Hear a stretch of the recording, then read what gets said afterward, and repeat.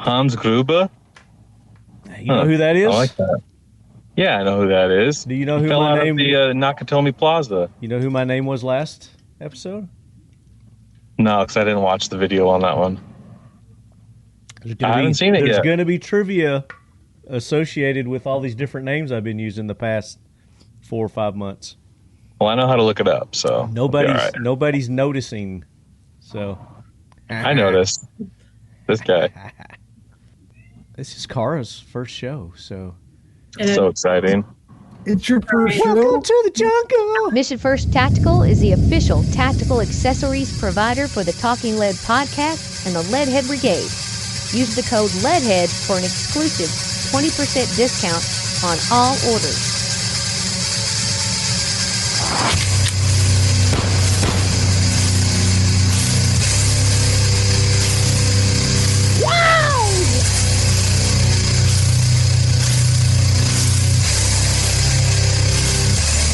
Talking Lead. We got Ton Jones, ladies and gentlemen. We got the Floodman himself, ladies and gentlemen.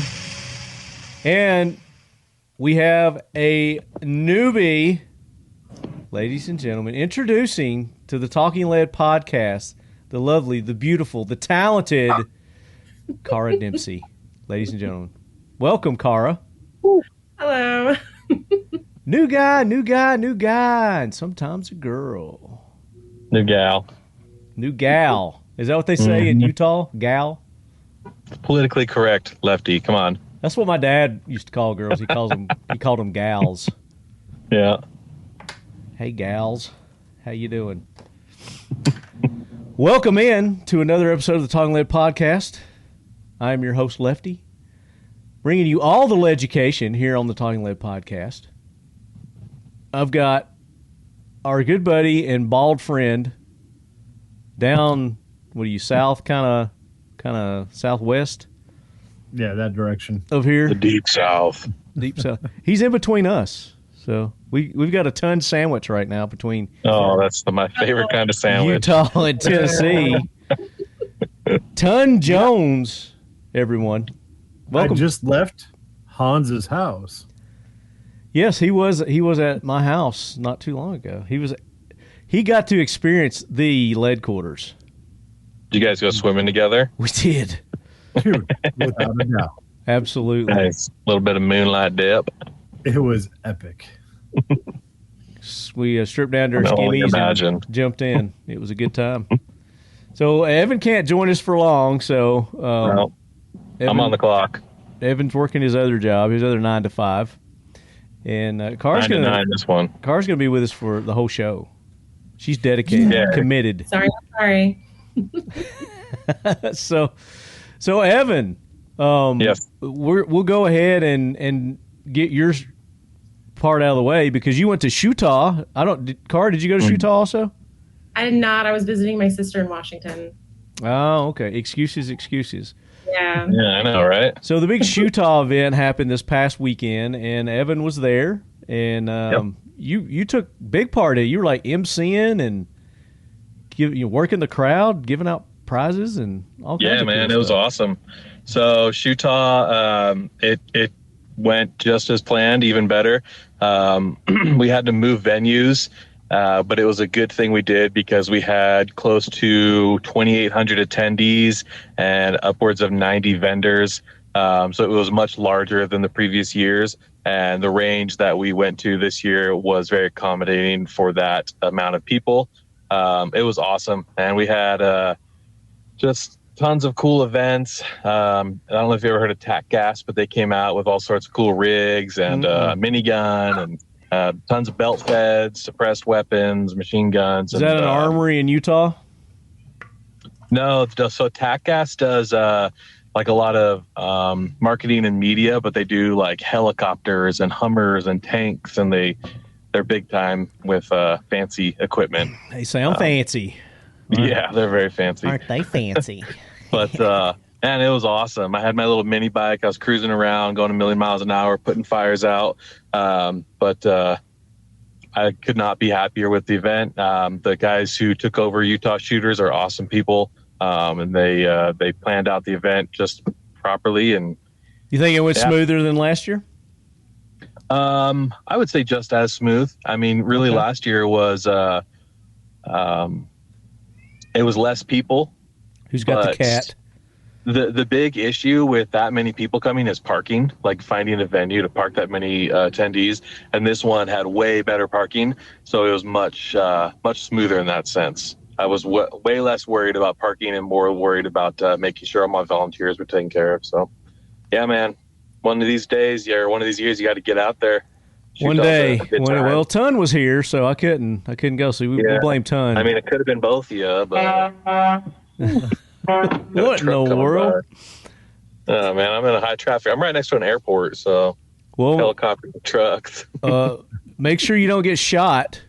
All right. One of our jack wagons. I appreciate that. This week, you probably won't be around for the jack wagons, but you'll know what I'm talking about. So, so Utah, how many people attended this year? Yeah, so we were like right around 2,800. 2,800. Okay, is that around what you had last year? We had like 22 last year, so it just keeps getting bigger. We had people coming through the gates still up to like 3:30, so it was great, man. We definitely did better than expected, and just super stoked at the turnout. Tons of vendors were pleased with everything. I talked to most of them. They said it was a great event, and they're happy to be there. We had people coming up from all over the country. We had a suppressor company called MMG from Missouri, I think it was, or Missouri. Yeah, so we had people coming from all over. Nice. One of my favorites was Sholo Manufacturing. They brought up their Blackjack, which is like a little sub gun, takes CZ Scorpion mags, and dude, that thing is so fun. I was ripping on that for a bit. And that's racist. Tons of fun.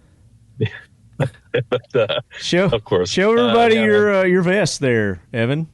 Oh, I can't, man. Let's see your vest. It's private. Let's see your vest. It's just a gray vest, and my ballin' ass Suzuki, yo. Evan's looking all professional in his I'm Utah also vest. sweating my balls off. How hot is it in Utah right now? It's like 95 out here, and then I'm stuck in my car because I'm trying to, muffle the sound of. It's like what, 5:30 there? It's 6:30. Okay, you're only an hour behind. It's still that hot? Holy crap! Oh yeah, dude, it's a high desert up here, man. That's what I get to look forward to next week. Are you coming to Utah? I'll be there. I leave here on Sunday morning, and I will be there Sunday or Monday. Okay, well, we'll make sure and leave town. Yeah, before you get here. That's the safe bet. You'd be safe to do that. But Ton's got an event coming up in Utah. Tell everybody about that, and then we'll talk about your past event that you just did. Yeah, I'm heading to Provo, Utah for the Rocky Mountain Airgun Challenge. We should hang out. Big airgun competition coming up next week, and it's one of the larger airgun competitions of the year. Prize tables upwards of, I think this year first place is 20 or 25,000 for first place in bench. Ooh. And yeah, I think total prizes are going to be around $50,000 to $75,000 in prizes. I didn't know there was that much money in airsoft. Air guns. Air guns. I'm sorry. Pissed off the dog with that one. Yeah. Oh, Lily. Yep, she's going to get you. Are there different categories? There's the dog. Nice. She looks very aggressive. Get Lefty. Vicious attack dog. Are there different competition categories that you can compete in, or is it just one overall? Bench rest, 100-yard bench rest. Then there's Hey, Ton, how much can you bench rest? So they put Ton in the one where you don't have to run, right, Ton? Dude. The bench rest. We don't want you. Never meant for running. Yeah. I've seen the videos. Yeah, dude. It hurts. Kara gets my joke. I did. Yeah, we just kind of. I missed it. No, you didn't. I asked Ton how much he could bench rest. 30 cal. Yeah. No, we do bench rest, speed shooting, precision marksman challenge, Then there's a PRS and Big Bore Slug Challenge. Big Boy Slug Challenge.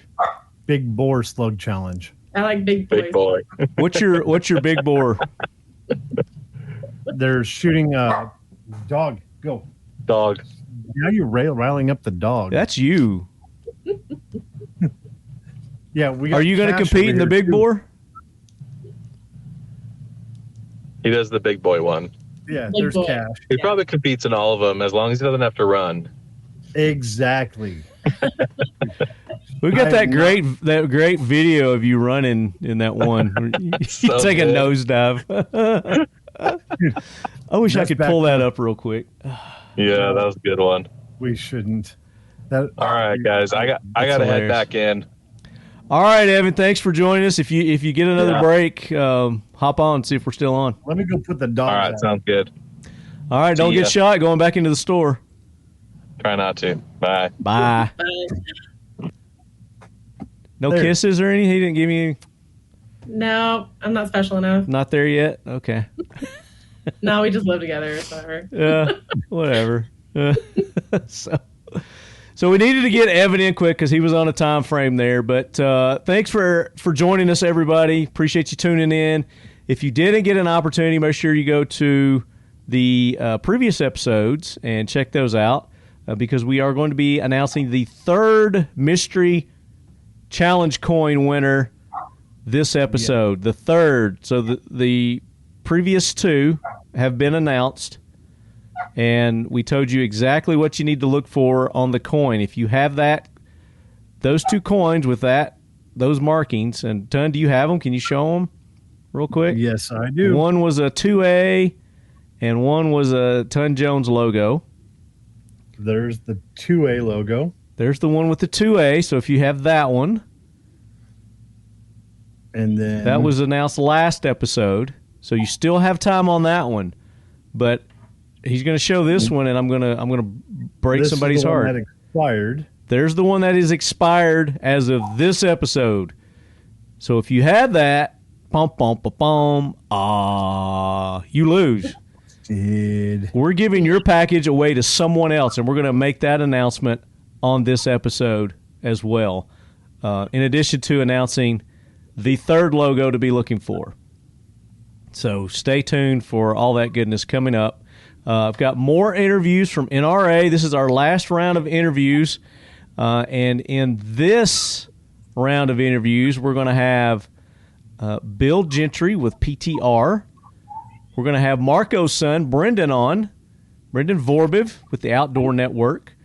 We're going to have Rebecca Schmoe, and she is a representative from Kansas. I jacked it up last episode, and I think I said she was from, I don't know, Missouri or something like that, but she's from Kansas. And she's a huge 2A proponent, and a very, very good episode with Rebecca. You guys are going to enjoy the interview with her. Looking forward to having her on again soon. And then our good buddy Schmoe with AKLYS Defense. So that's going to wrap up our awesome NRA interviews brought to you by Pioneer Arms Corps. They were gracious enough to set us up. We had an awesome... Did you ever come by that car to see what we had set up there? We had a nice little bunker. Yeah, it was super creepy. I was staring over your shoulder in the little window. And she may be in some of the videos, so you'll have to watch the videos and My see. head pops up. Like that neighbor in Tool Time. What was his Yeah, name? Wilson. Wilson, yeah. So that's coming up. That's coming up this episode. You guys are going to enjoy those. And then after that round of interviews, we're going to come back and we're going to make the announcements for the winners and potential winners for the Mystery Coin Challenge. Dun, dun, dun, with Talking Lead Firebird Targets. Introducing our new belly band holster. Whether you're hitting the gym or running a quick errand, our belly band is one of the most comfortable and safest ways to carry your firearm. The center section allows you to carry most common pistols. Left or right-handed, this has you covered. A hard laminate trigger shield protects the firearm's trigger from unwanted intrusion, giving you ease of mind while carrying every day. 2 elastic sleeves give you the flexibility to carry other everyday items, such as spare mags, flashlight, knife, or pepper spray. 2 zippered pockets run on both sides, offering the option to carry smaller items, such as money, cards, or keys.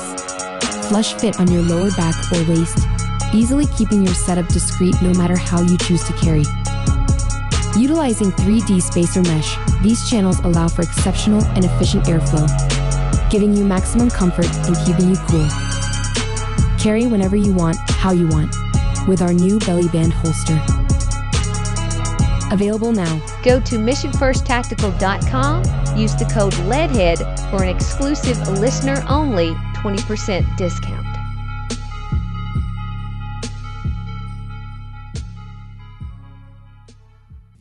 Ton. I didn't do it. My damn dogs are going crazy. You can't hear them. At least I can't. No, I hit mute real quick and let them out. And go let them out. Ton is home alone, so his wife is gone, his kids are gone. It's pandemonium at the Jones house. It is absolutely. Who's got the cat? I keep hearing a cat. I'm so sorry. I can't do anything about that. That's Wayne. Wayne, okay. Wayne. He doesn't like doors shut. That is a great name for a cat, Wayne. He's also polydactyl, so his little paws are just like digging under the door, and he's trying to get it to open. Well, let him in.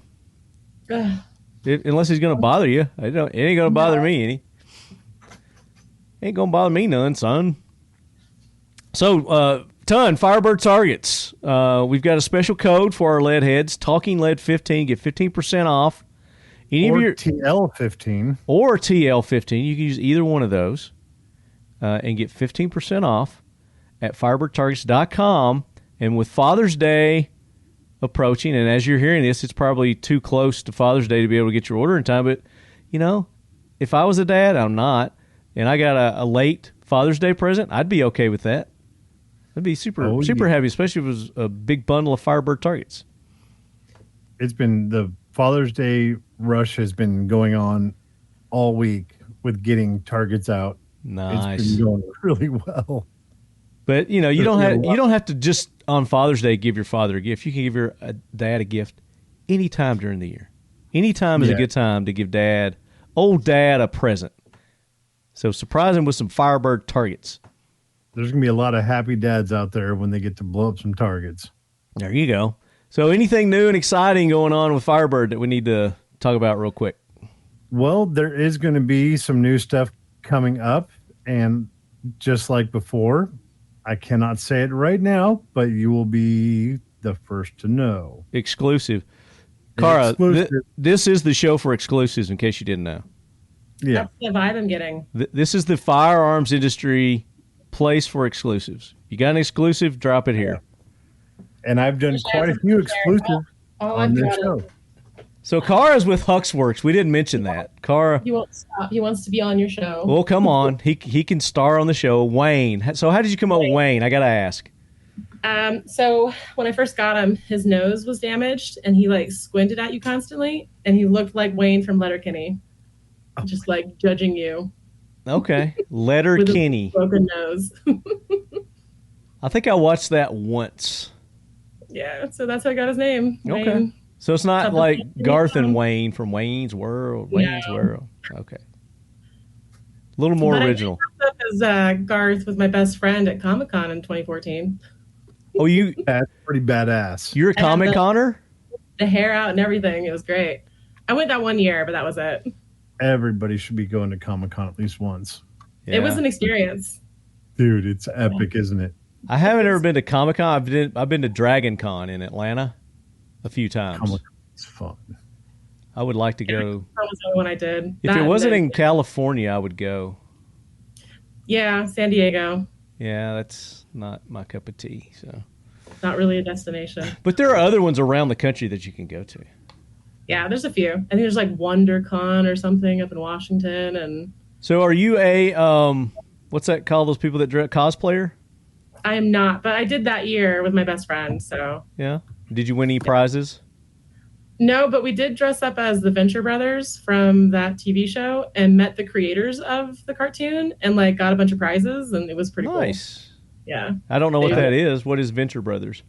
It's basically making fun of, it's a cartoon that makes fun of like early 90s cartoons. So they have like a demented version of Scooby-Doo. Yeah. I love Scooby-Doo. Yeah, it's pretty great. And they have a movie? Dark humor. They do. Patrick Warburton is the voice of one of the characters. Wait a minute. Highly recommend if you want to laugh. Is that, oh, that's the guy, wasn't he on Seinfeld or something like that? Yeah, he was. He dated Elaine. Elaine. Yeah, that's right. Let me pull this up for those who don't know, because I've never heard of this. So. Venture Brothers, share. Is that it? Yep, that's it. Venture Brothers. Is that coming up on the screen? Yeah, so the one with the V, that's the costume that we wore. The V. It's in like the middle, the blue V. Oh, this one? Yeah, so that's how we dressed up. I'll have to show you a picture sometime. It was great. Okay. Oh my God, that is epic. It was pretty awesome. Which one were you? This one? I was Hank, the blonde. Yeah. Is this Hank? He kind of looks like what's his name from Scooby-Doo? It's kind of like a play on Johnny Quest a little bit too. Okay. So there's it's a whole deal. It's a thing. It's a whole thing. It's a thing. I got to get back to my screen. Where are we at? Here we are. So enough of the Venture Brothers. We want to first thank our sponsors of the Talking Lead podcast. We want Firebird. There's your target for Firebird Targets. Check them out. FirebirdTargets.com. Mission First Tactical. Always a great place to go get gifts for anyone and everyone in your family or friend circles. Their drinky drinks they've got. Their dump trays. Their AR accessories. I'm building another AR. It's probably like my 10th one this year. But got a Only new 10. rail, got a buttstock. What's that? Only 10. Only 10. Ton saw the aluminum buttstock. We're having trouble getting it on the LaRue buffer tube. Yeah. Apparently LaRue's got like a proprietary buffer tube or something that standard buttstocks can't get their little dangles to go over. Pin over. Yeah, the pin. So we had to do a little milling on that LaRue, but we got it over it. It fit on there now. The battle. We won. That's right. Aluminum minimalist buttstock from Mission First Tactical. Any of their holsters, anything there on the website, you can use the code LEADHEAD and you're going to get 20% off anything at Mission First Tactical. That was the wrong one. There's the one right there. MissionFirstTactical.com, LEADHEAD, 20% off any and all your orders.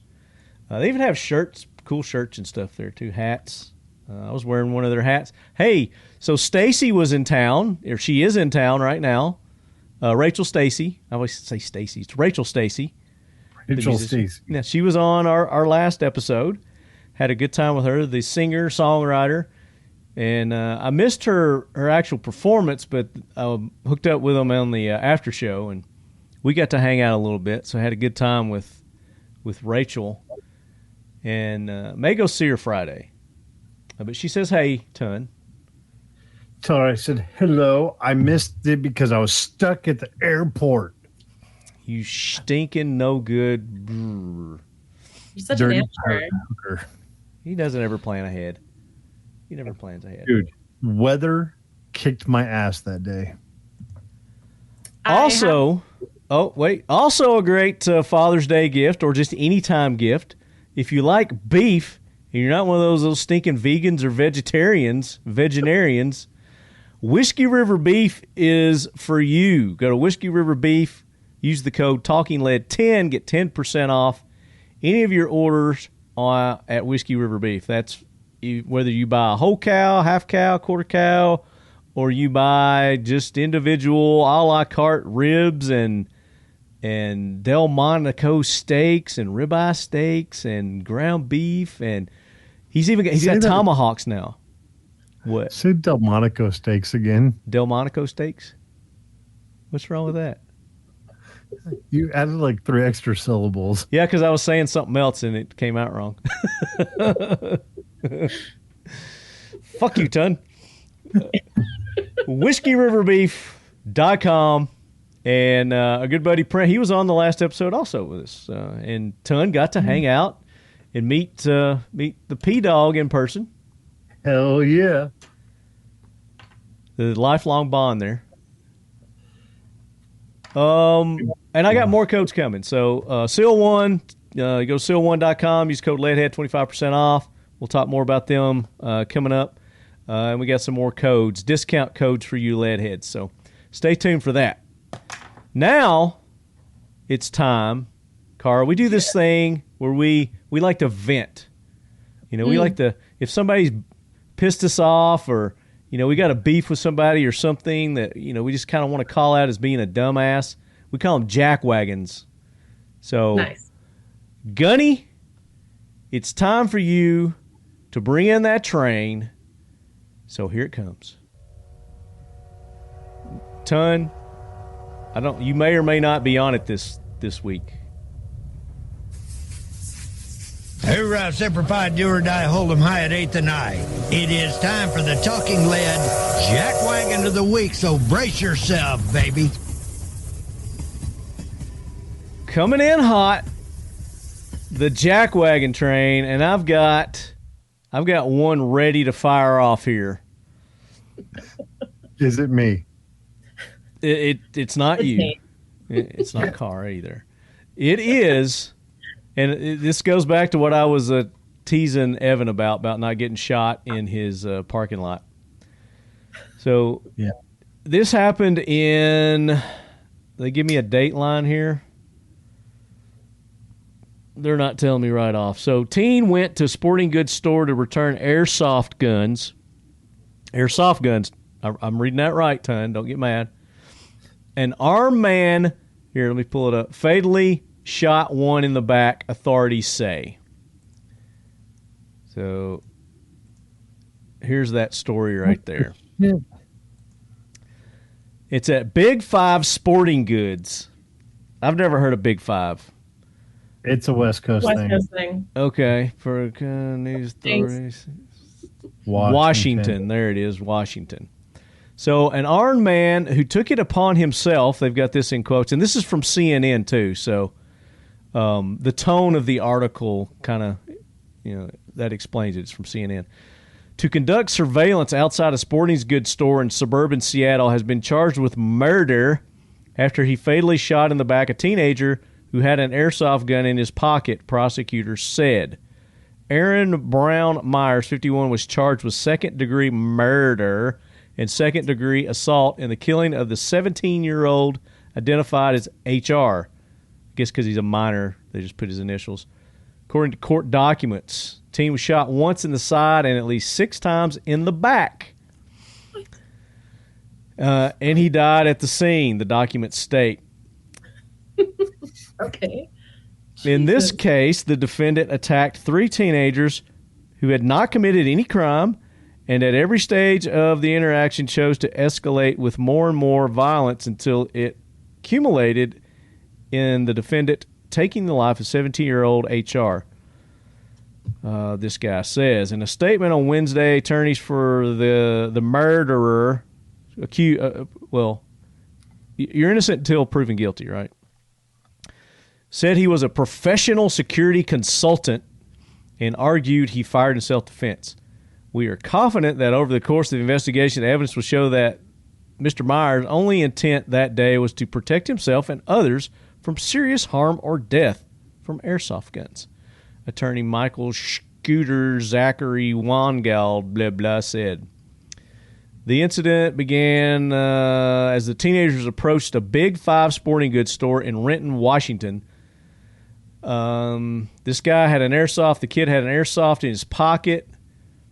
His friend had an airsoft gun in his coat pocket, according to court documents. Okay, so they've got airsoft guns in their pockets walking into this store. See, Myers, who is not a member of law enforcement, had decided to conduct overwatch at the parking lot and immediately assumed the three teens were about to commit a violent robbery. He exited the vehicle, pointed his pistol at the trio, commanding them to stop, drop their guns, and get on the ground. The teens complied, put the airsoft gun on the ground, saying it was just a BB gun, according to the prosecutor. The 51-year-old then tackled BA and pinned him to the ground. The documents state HR and had his hands in the air and was backing away. And Myers then shot at him at least 7 times, killing the teen, according to the case summary. Myers was arrested at the scene and remains in custody. $2 million bail. His attorney said he acted because he believed he was witnessing a crime in the progress. So there's a video of it somewhere. It hasn't been released yet. When we saw one of the men remove a firearm from his waistband, Mr. Myers, a professional security consultant, intervened quickly in the hope of stopping the robbery before anyone got hurt. Unfortunately, during the confrontation, Mr. Myers became in fear of his own life and fired his duty weapon to defend himself. His duty. So was he on duty? This is what they're not stating. Was he hired by this Big B5? Sporting's Good? Big 5. Yeah. That's not clear. It was When did this all happen again? Recent. This happened. Are they giving me a date? June 5th. So last week? Last week? Yeah. I was in suburban Seattle this weekend. Oh. Now I'm telling you, man, Washington's not a safe place to be. It is not. It's not a safe place to be. You know, and another thing that you know, typically they do in these stories, and I'm not noticing in this one, is they're not giving color. Yeah. They're not waiting for that to drop. Yeah, they're not giving color. So that tells me that these were white kids. But yeah. I don't know. It doesn't say.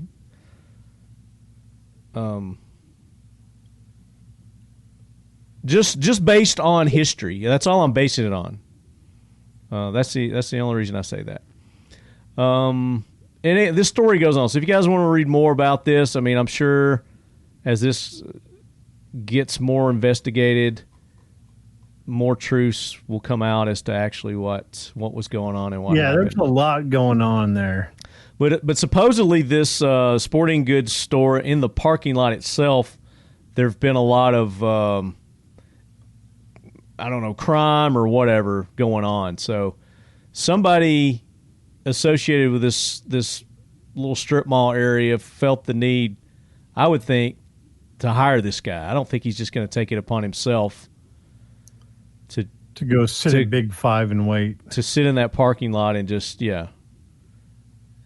But who knows? Why would you be returning airsoft guns stuffed in your waistband, your coat pocket, in your pants pocket? It went in here and it said that the boys like to go into the woods and shoot things.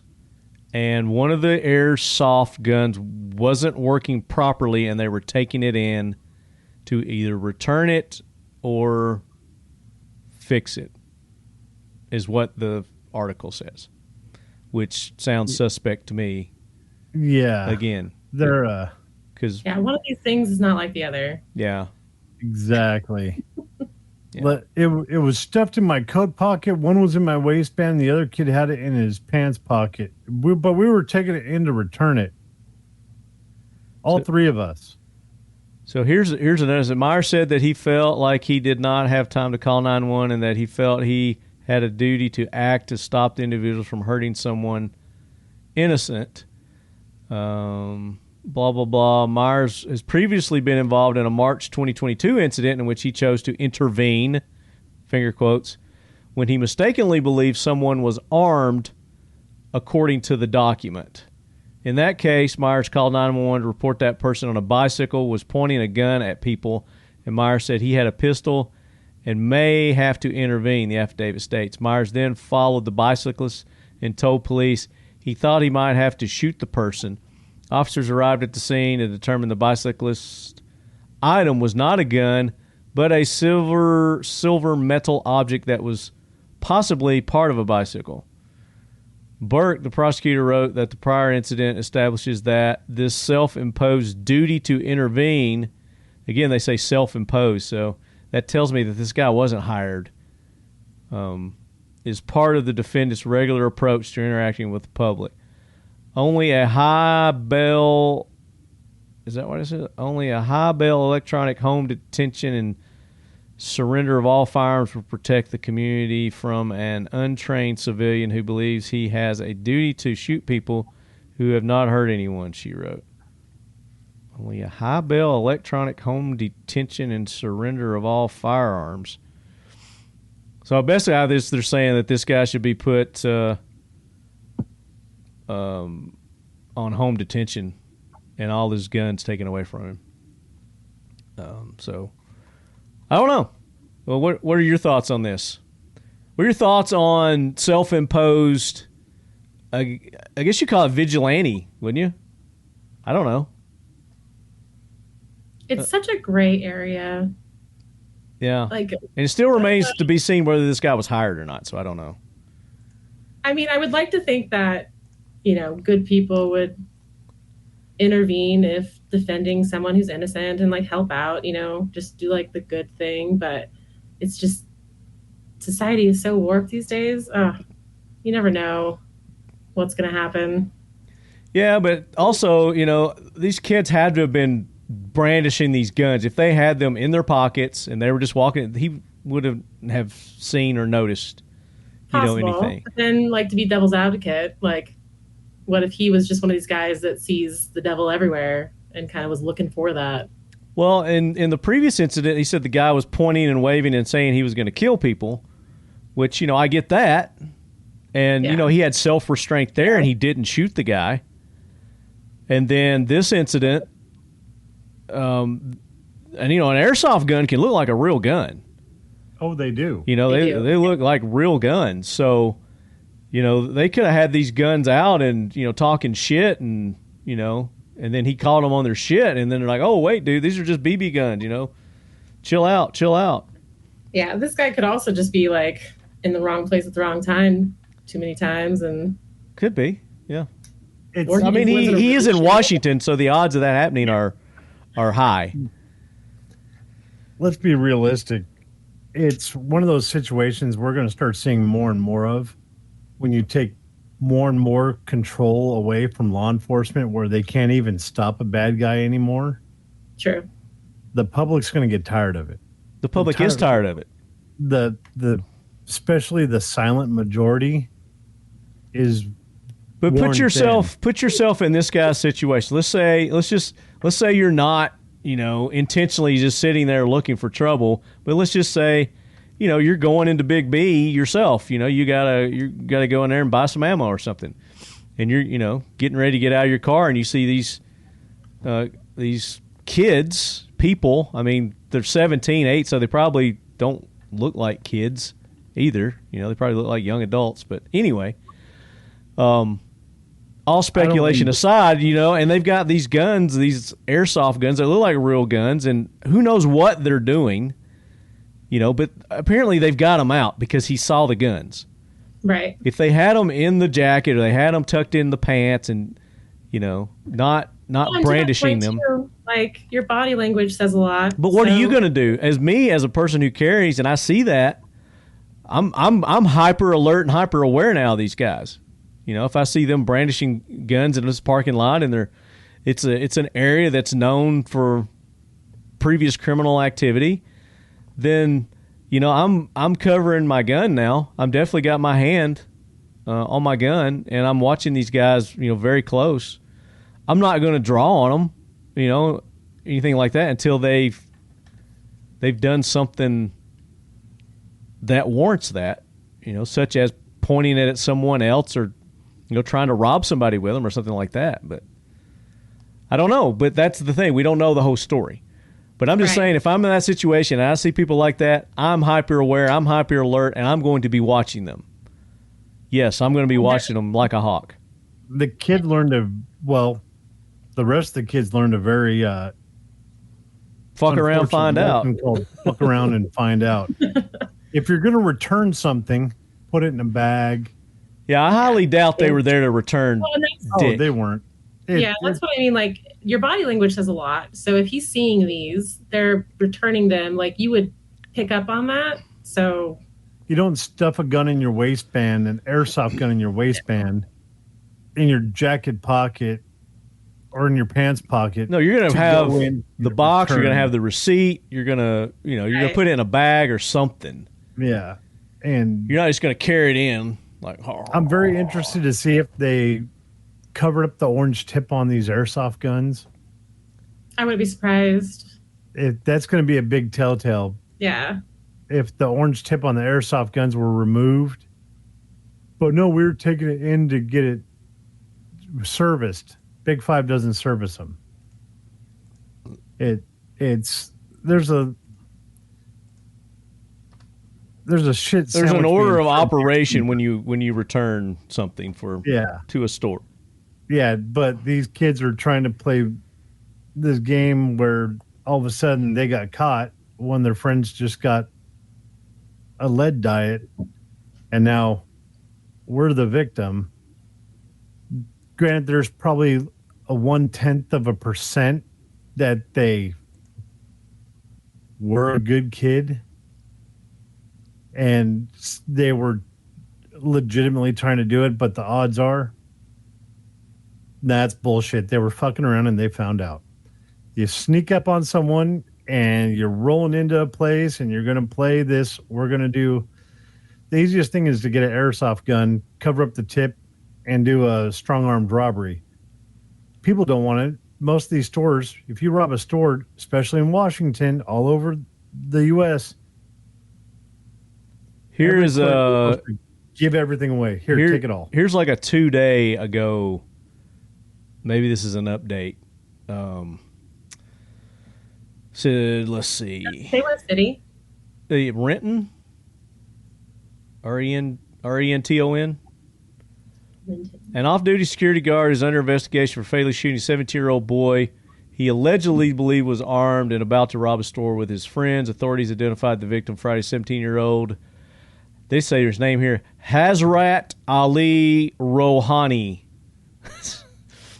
Not profiling or anything, but anyway, he died of multiple gunshot wounds. Prosecutors said they believe the teenager and his friends were trying to return or exchange an airsoft BB gun Wednesday evening at a sporting goods store in Renton when the 51-year-old suspect confronting them. He saw these kids walking inside with their airsoft guns, and he took it upon himself to confront them.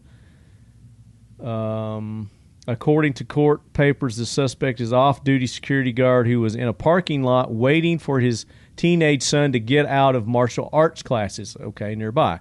So he had a legitimate reason to be there. He told police he saw 3 teens walk past him with one of them carrying a gun he believed was a Glock pistol. See?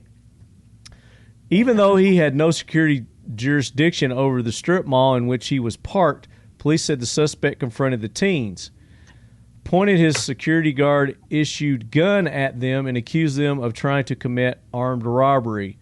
17-year-olds were trying to tell him they were BB guns, but the altercation intensified so rapidly that unfortunately the gun was fired, Black said. During the scuffle, the suspect told police one of the other teens reached into their waistband. It was at that point, police say, the suspect fired multiple times.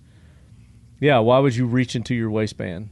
Yeah, that's much less gray. The suspect is being held on $2 million. Prosecutors are expected to announce charges to pursue against the suspect Monday. So there's a update that we have. So not much more.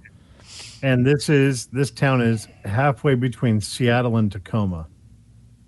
Yeah. I mean, it's Washington, so that's all you have to say. It's if you go on the outskirts, if you get away from that area. East of Tacoma, right, is where it starts to get more civilized? Yes. And once you get out of that area, just like a lot of states, it's a very beautiful state. But because the major population area is all right there. It ruins it for the rest of the state. I mean, where everything goes down, where all the shit went down during COVID, Chaz Chomp is all right in that area. Yeah. And let's be realistic. Some punk-ass kids rolling up playing stupid games. If I'm there with my family and my kids are in there and I see kids rolling around with guns in their pants and creeping up on a store. But again, I'm not gonna confront them right then and there though until they actually do something. I'll see. I'd rather wait. I wouldn't want to wait until one of my kids are dead to find out. I would confront them right away. So you would do what this guy did. Yeah, you would draw down on them. Without a doubt. Without a doubt. If my kids are in that area and these kids, when kids are in the mix, things get a little blurred. Like if I have my nephews with me, I wouldn't wait. Well, he didn't have his kid with him. His kid was in a karate class nearby. But I'm sure there were probably other people in the parking lot. Well, in the strip mall, it's how far away is nearby where his kid's at.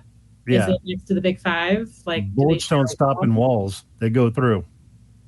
And I'm not saying if I had my nephews, I would just gun down somebody, but I would remove them from the situation and just be extra hyper vigilant and potentially even call. Well, again, and that's what I'm saying. I'll be extra hyper vigilant. I would have my eyes on these guys and just see exactly what it is they're up to. I think it needs to escalate a little bit. There had to have been something tipped him off that said, okay, they're going to rob this place other than them just walking by his car with their airsoft gun. Yeah, something else happened. If he was able to notice them. They said something as they walked by. He heard it. I mean, I don't know. Again, we're speculating. We can speculate all day long. But if there was a situation where I'm sitting in my car waiting for my kids to get out of karate and I see them walking by, I notice them messing with a gun in the waistband or a gun in the pocket and they're acting. Call the police first. Yeah. Oh, without a doubt. Call the police first. But I would also be up out of my car and all over them like stink on shit because I don't want to wait for a body count before I did something. I couldn't live with myself after that, knowing that my kid just got smoked because I wanted to wait for police that are going to get there. And didn't say wait. I said you call and then, you still act, but you still call the police and let them know what's up. And even you got the phone there, say, look, guys, I got the police right here. You fucking around finding out what's up. Yeah. Anyway, if you're not in that situation, can't really say what you'd do, but got an idea. I mean, I would keep an eye on the guys. Yeah. Whiskey River Beef, farm to table with a twist. Come along with us on a quest towards achieving self-sufficiency in food production and fostering a robust local food source to promote good health.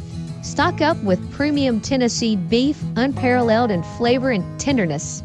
You can be confident that you're receiving beef with no added growth hormones or implants. Always pasture-raised, locally USDA processed, and shipped straight to your home. Whiskey River Beef is grass and whiskey mash fed and finished, and is at least 14 days dry-aged to enhance the tenderness and give you the most robust flavor imaginable. Go to whiskeyriverbeef.com today to order. Visit us on Instagram at Whiskey River Life and on Facebook at Whiskey River Beef LLC. Whiskey River Beef is a proud sponsor of the Talking Lead podcast and the Leadhead Brigade.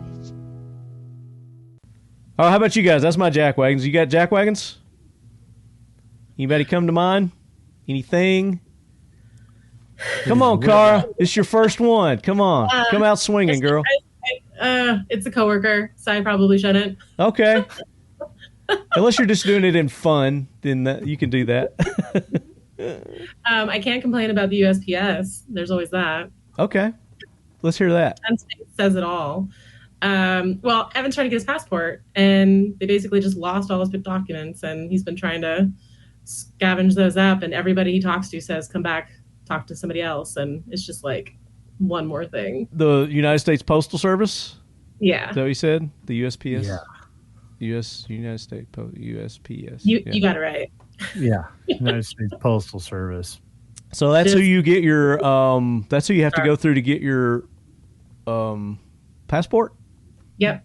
Oh, okay. I don't remember dealing with them when I got mine. I went to like Kinko's or something. You There's do the mail-in. services and stuff. They kind of help facilitate it if you go to like a good one, but yeah. Yeah, you can do all your at certain USPS facilities. They do passport documentation services. You're dealing with the government, so you're not going to get fast, expedient, or coherent, or any kind of service other than shitty. Yeah. So how long has he been dealing with this? So he dropped his paperwork off like 3.5-4 months ago, and then he called the passport office and asked for an update, and they were like, "We never received your stuff." And so now he's trying to track it down, and it's just a nightmare. Oh, goodness. Yeah, because you need what, like birth certificates, Social Security cards. All the stuff. All kinds of crap. Yeah. Y'all planning on going out of country? I want to eventually, but he needs his passport before I can plan it. Well, hey, I've got mine, so I'll go with you. Well, there you go. I've had mine. Oh, you don't have it anymore? No, I have mine. Oh. We'll go. Yeah, let's go. Let's go. What about you, Ton? You got any jack wagons? Of course I got jack wagons. Well, he had a son? Cincinnati, I think it's Cincinnati, Ohio. The whole city? City? Did they take exception to that? That's where this happened. Woman allegedly stabbed a 3-year-old boy to death outside the Ohio grocery store in a random attack. Oh, I heard about that. What is she this? She had priors. Yes, and she laughed about it in court. And she like stalked the mom and baby, and then like attacked them in the parking lot. Yep, she pulls the knife out, holding the knife, follows them out of the grocery store. As soon as they get outside in the parking lot, she starts stabbing the 3-year-old. What is this? Where? Cincinnati. It's in Ohio stabbing. I'll look up. Yeah, 3-year-old. Yeah. Woman stabs 3-year-old boy to death in a random attack at a grocery store parking lot. Here it is, right here. Let's pull this up. Jack wagons are a lot more violent than mine. Mine's just the post office. Well, I mean, that's pretty violent. There's been a lot of murders happen at the post office. So Lots of murders have happened at the post office. So here it is. The failed stabbing of 3-year-old outside Ohio supermarket took just seconds, police. Yeah, it don't take long for a stabbing. A woman who fatally stabbed a 3-year-old boy sitting in a grocery cart outside an Ohio supermarket attacked him and his mother in less than 5 seconds before walking away. Police said witnesses had no time to stop the stabbing. Officers arrested the Bianca Ellis of Cleveland while she was walking from the parking lot with a kitchen knife in her hand. A something county grand jury indicted this chick on multiple charges Wednesday, including aggravated murder and attempted murder. She was going to be held earlier was being held on $1 million bond. Police dash cam and body camera video show a bystander pointing police towards this chick after the stabbing. Officers ordered her to the ground, handcuffed her without any resistance. The knife lay on her side. This chick was inside a Giant Eagle grocery suburb north Olmsted when she saw the boy and his mother near the front, followed them into the parking lot. The boy's mother was about to load her groceries. Then this chick came up, started stabbing. Why? This is what Ellis had no known previous interactions with the mother and her son. She had no history of being violent. What the fuck? I saw a report where they were saying that she had previous like priors with police for like they didn't arrest her, but they had to talk to her about not like following people and not. So what they don't say is she's a black chick and this is a white lady. Don't know if that's got anything to do with it, but I mean, usually if it's the other way around, they're gonna point that out. So I'm gonna go ahead and point that out. This was 7 days ago. Let's see if I can find a update. 2 days ago. Here's one 2 days ago. So she's got a $5 million bail. And she starts laughing in court when they're talking about it. Bail set ruling. See if it says anything about why. The mother was about to load her groceries. Walked away. The boy died. She's just evil. I mean, to stab. I see stabbing the mother, but not the kid. Jesus. The report that I read, she like followed them through the grocery store too. Does not. Which is just malicious. Well, I mean, it was premeditated for one. If she's following them around. Yeah. Oh yeah, and there's the video. I got the video up where she's just laughing about it in court. Can you share your screen? If I remember how to do that. Go down to present. Oh, present. Damn, wrong button. Yeah. Present, as you call it. So there's actual video of the stabbing? No. Report. Of chick laughing? I mean, what would possess somebody to do that? That's just... You figuring it out there, son? Did it share? Oh, here we go. Okay. It's a 10-count indictment. Count 1 alleges that on or about June 3rd, 2024, the defendant did purposely and with prior calculation and design cause the death of J.W. 10/29/2020. The state of Ohio reserves the right to seek a superseding indictment containing the appropriate 2929.04A aggravating circumstances specifications. And so you understand that means the state is reserving its right to add a death penalty specification. Count 2 alleges Are those her that boobs? June 3rd, 2024, that the Holy defendant cow. did purposely cause the death of J.W. 10/29/2020. Count 3 alleges that on or about June 3rd, 2024, the defendant did cause the death of J.W., date of birth 10/29/2020, as a proximate result of the offender committing or attempting to commit an offense of violence that is a felony of the first or second degree, to wit, felonious assault, Ohio Revised Code Section 2903.11A1, She's nuts. and or endangering children in violation of Ohio Revised Code Section 2919.22B2. Count 4 alleges that on or about June 3rd, 2024, the defendant did knowingly cause She's serious off her physical rocker. harm to J.W. Fucking evil. on date of birth 10/29/2020. That's just evil. Count 5 alleges that on or about June 3rd, 2024, Looks like those the homeless defendant did people that we torture saw or in cruelly Dallas, too. abuse J.W., date of birth 10/29/2020, Yeah, it's just a straight child under evil. 18 years of age, and furthermore, the violation resulted in serious physical harm to J.W., date of birth 10/29/2020.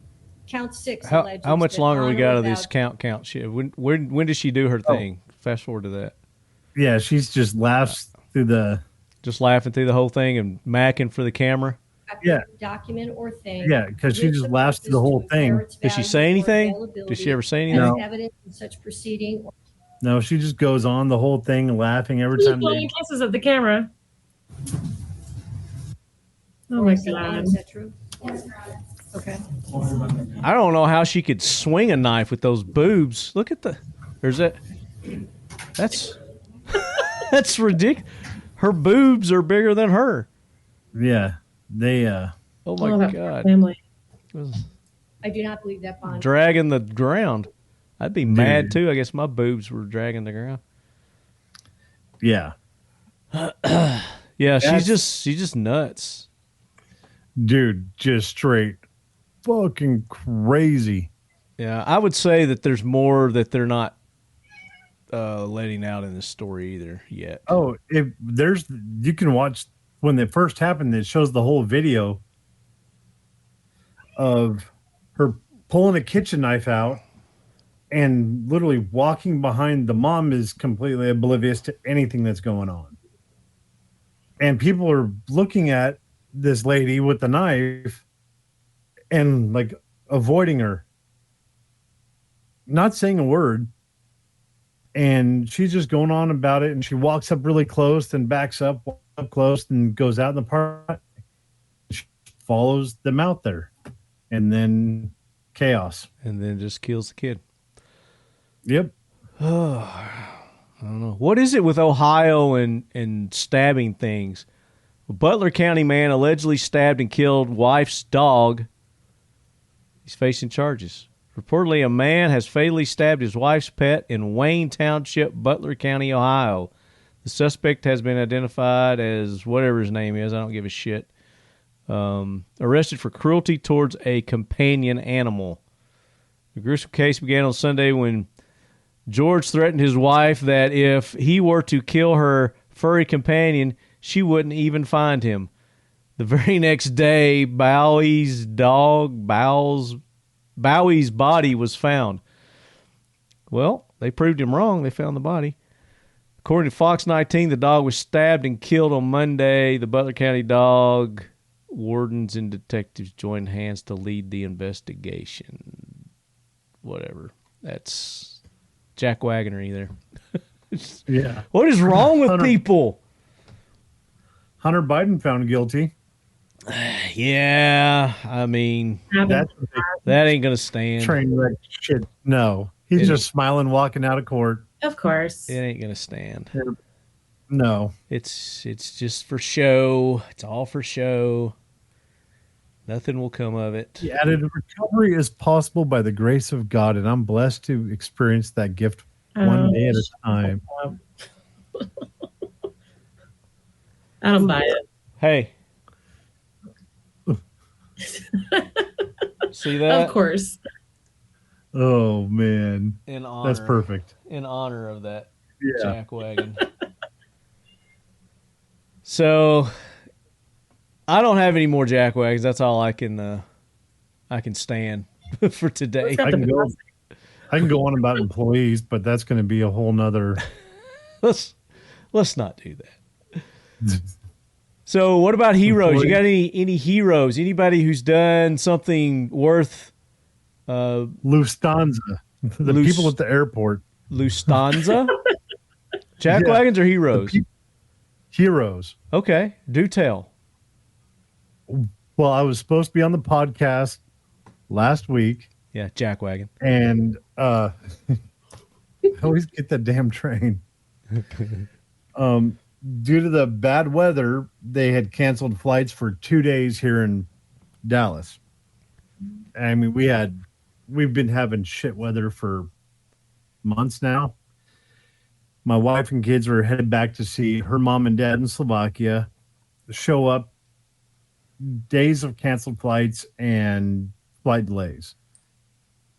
The lady there at the counter said, let me get some help because your flight's been delayed, pushed back. They might cancel it. Flights are booked up.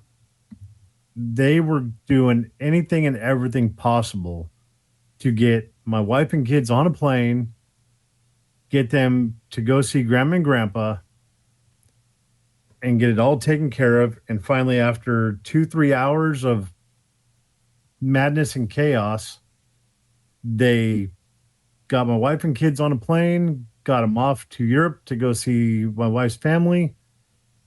And they handled themselves so well in an airport full of madness and mouth-breathing idiots. So thumbs up to them. They were absolutely amazing. They kept their cool. There were actually a lot of great staff at Lufthansa that were going above and beyond, just trying to filter through the chaos. I figured you would say the people who got them their luggage to them. That was pretty awesome too. They drove it all the way to them from Poland to Slovakia. That's because I bought flight insurance. The flight was such a tight connection that my wife and kids made the flight in Germany, but the luggage didn't make it on the plane. So I had purchased flight insurance ahead of time, no matter what. I always do it. And part of the package is if your luggage doesn't make it, they will bring your luggage to your door, wherever you're at. And that's awesome. Yeah, they landed in Krakow, Poland, and the family lives in Spišská Teplica, which is Poprad, Slovakia. They drove 2.5-3 hours through the High Tatra mountain range into Slovakia to deliver my wife's luggage the very next morning to their door. So That's through Lufthansa? Through Lufthansa. Nice. Yeah. So it turned out they're all there. It's my father-in-law's birthday today. Well, happy birthday. What's his name? Is Tonka. Tonka? Anton. The kids call him Tonka. Oh, that's cute. Yeah. The kids call him Tonka because they have problems calling him Anton or Tony. Hey, Tony. Happy birthday, Tony. Yeah. Anton Mensak. You know what, Marty? You're my hero for that.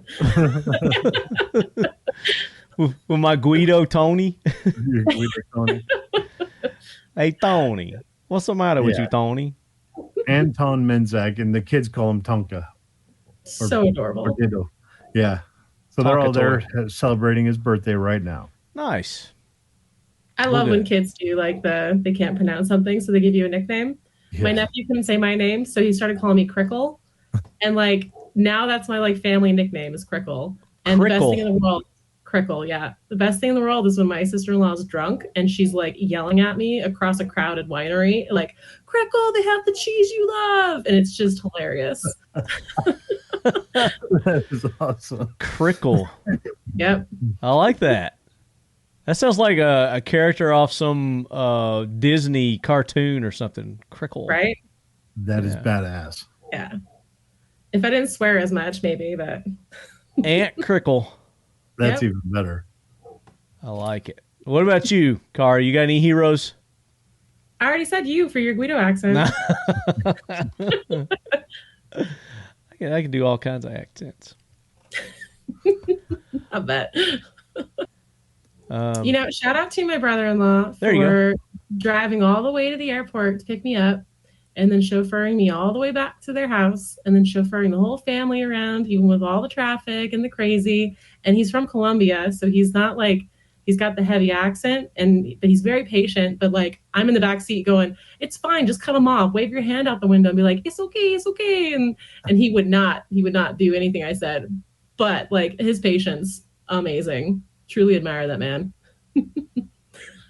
So I try to Google like good news or positive news or something like that, and it's just impossible to find anything like that.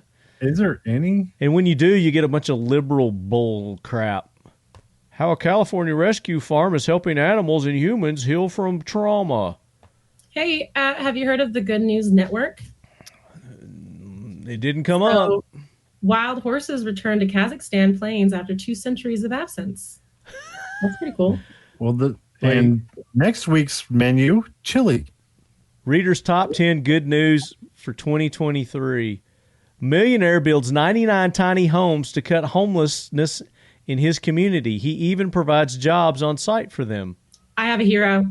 Who's Dog runs 4 miles to get help for owner who crashed car in Oregon Ravine. Awesome. How did I know that you were going to go to that one? Read that. All right. So it says the owner of his pickup has one of his dogs to thank for his life after loss of control in the mountains of Oregon saw him turn over into a ravine. Injured but alive after his crash on U.S. Forest Service Road 39, one of Brandon Garrett's 4 dogs ran to get help. According to a statement from the Baker County Sheriff's Office, the dog managed to negotiate 4 miles of wilderness and trails to make its way back to a campsite where some of Garrett's family had been staying. They say, meanwhile, Garrett was able to crawl approximately 100 yards from the vehicle where he spent the night on dry ground. The rest of the party continued to search for him, and family members located his vehicle on the morning of June 3rd, calling emergency services. So they were able to get him in a rescue basket and take him up the ravine thanks to his pup. None of the other dogs were harmed. So there you go. Yeah, I just tried to share a picture of the car wreck. What is that? That's the wreck where the dog... That's the guy. Oh, damn. Yeah. Was the dog's name Lassie? My favorite part of the article is the last sentence. It says, it's a harrowing reminder that not all heroes wear capes or clothes at all. Some have fur and bark. Yeah, Lassie. Shout out to the writer for that. I'm torn on this one. It says, when boy asks strangers for yard work to save up for new game console, cops are called and they buy him a new PS5. So this kid's going around knocking, asking for honest work. He's like, "Hey, can I do some yard work? I'm trying to buy, Game Boy," and they call the cops on him. There's still the cops on him. Get out of here, kid. How old is the kid? Please say he's like 12 or 13. Oh, let's see if it gives his age. 26. It's not every day one reads that a young black man's day was made after police officers were called to the scene. So there you go. He was black. Racist. He was in a racist neighborhood. That boy's day might have been ruined in Georgia town of Hapeville. Wow. Where the unnamed lad was going door to door asking if there were any yard work that needed doing. His hope was to save up money mowing lawns, trimming hedges to afford a PlayStation 5. But I guess one of the neighbors had other ideas, specifically picking up the phone and calling the police and asking for him to be removed from the area. Racist. Officer Collarine of the city of Hapeville Police Department was dispatched to the area, where he quickly made contact with the boy, whom he described as polite, respectful, and truthful. I gotta move to Hayes. Don is killing me. I'm not watching him. I gotta go to Hateville. I need to move to Hateville. Where's his head? Oh my God, he's so red. Before leaving the man to enjoy his console, Collarine ensured he knew how to contact him over the PS5 network so they could play together. So there you go. Where's this? I gotta look this up on the map. Where's this at? Oh my God. It's Hapeville, Hapeville. Hateville, not Hateville. Not Hateville. I mean, you'd think they should rename it to Hateville. Kid's just trying to get some honest work, and they call the cops on him. What a bunch of dicks, man. So they're jackwagons. They are. The kid's a hero, and the white officer that responded's a hero. Them's heroes. Hapeville, Georgia. Enunciation is important. Yeah. He has a problem with that, like cranking cases instead of cracking. I'm like, dude, enunciate, bro. You're fucking killing me. Tomato. Drive to Hateville, Georgia. I was like, man, I'm going to roll deep into Hateville, Georgia. Tune. Same thing. Maybe grab an airsoft all right. on my way. I'm no one to talk. I mispronounce stuff all the time. So I didn't mispronounce anything. You just misheard. That's true. Get those loops out of your ear. Maybe you could hear something. You just like spat on your camera or something. It's all blurry. Would you gleek on it? Gleeked on his camera. Way to go, son.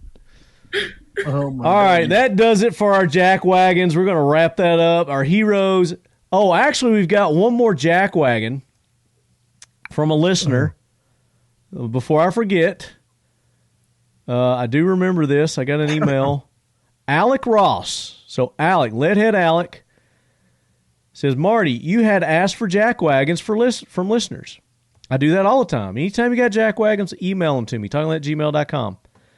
Mine is Wyoming Governor Mark Gordon. When running for governor, he promised to sign a bill eliminating the majority of the pretend fun-free zones in the state. It took 2 years to get the bill through the House and Senate. Gordon then vetoed the bill. Typical politician right there. So you can't be taken anywhere. What's a fun-free zone? I don't know what that is. I have no idea. It sounds boring as hell. And this is in Wyoming. So Wyoming apparently has fun-free zones where no fun is allowed. So that's called Wyoming. It's called Wyoming. I was going to say that's the whole state, I guess. That's called Washington. So there you go, Alec. Mark Gordon, Governor Mark Gordon, you are a jackwagon, son. Own it. You big liar. He's a politician. Of course he's going to lie. Didn't say anything to get in office. So there you go. If you have Jackwagon nominations, you got hero nominations, you want us to read them on the air, email them to me, talkingled@gmail.com. There it is right there. I was trying to find it. There you go. So any other news or important facts that we need to take care of before we break into these interviews? And then we're going to come back and award the or announce the next challenge coin. Well, I'm searching for other cities called hate. Oh, okay. Well, while Ton does that, we're going to break into these interviews, and we'll catch you guys at the end. Roll that beautiful bean footage. The Kel-Tec Sub 2000 is a name and firearm platform synonymous with innovation. This year, we're looking forward to welcoming even more to the fold with a twist. The new Sub 2003 takes Kel-Tec's iconic folding carbine to the next level by allowing you to leave a fixed optic, lights, sights, or other accessories on the firearm even when it's folded away. To fold the carbine for storage, press down on the trigger guard while pulling back on the end. Rotate or twist the forend until a side slot on the leading end snaps into the retention latch on the buttstock. To unfold the carbine into the firing position, press the latch release button on the end of the buttstock and pull the forend up and away, while rotating or twisting it until the forend engages with an audible snap into the back half of the carbine. Compact and ready for use, the Sub 2003 weighs in unloaded at 4.2 pounds, with a compact folded length of 16.15 inches and an overall length of 30.45 inches when unfurled for use.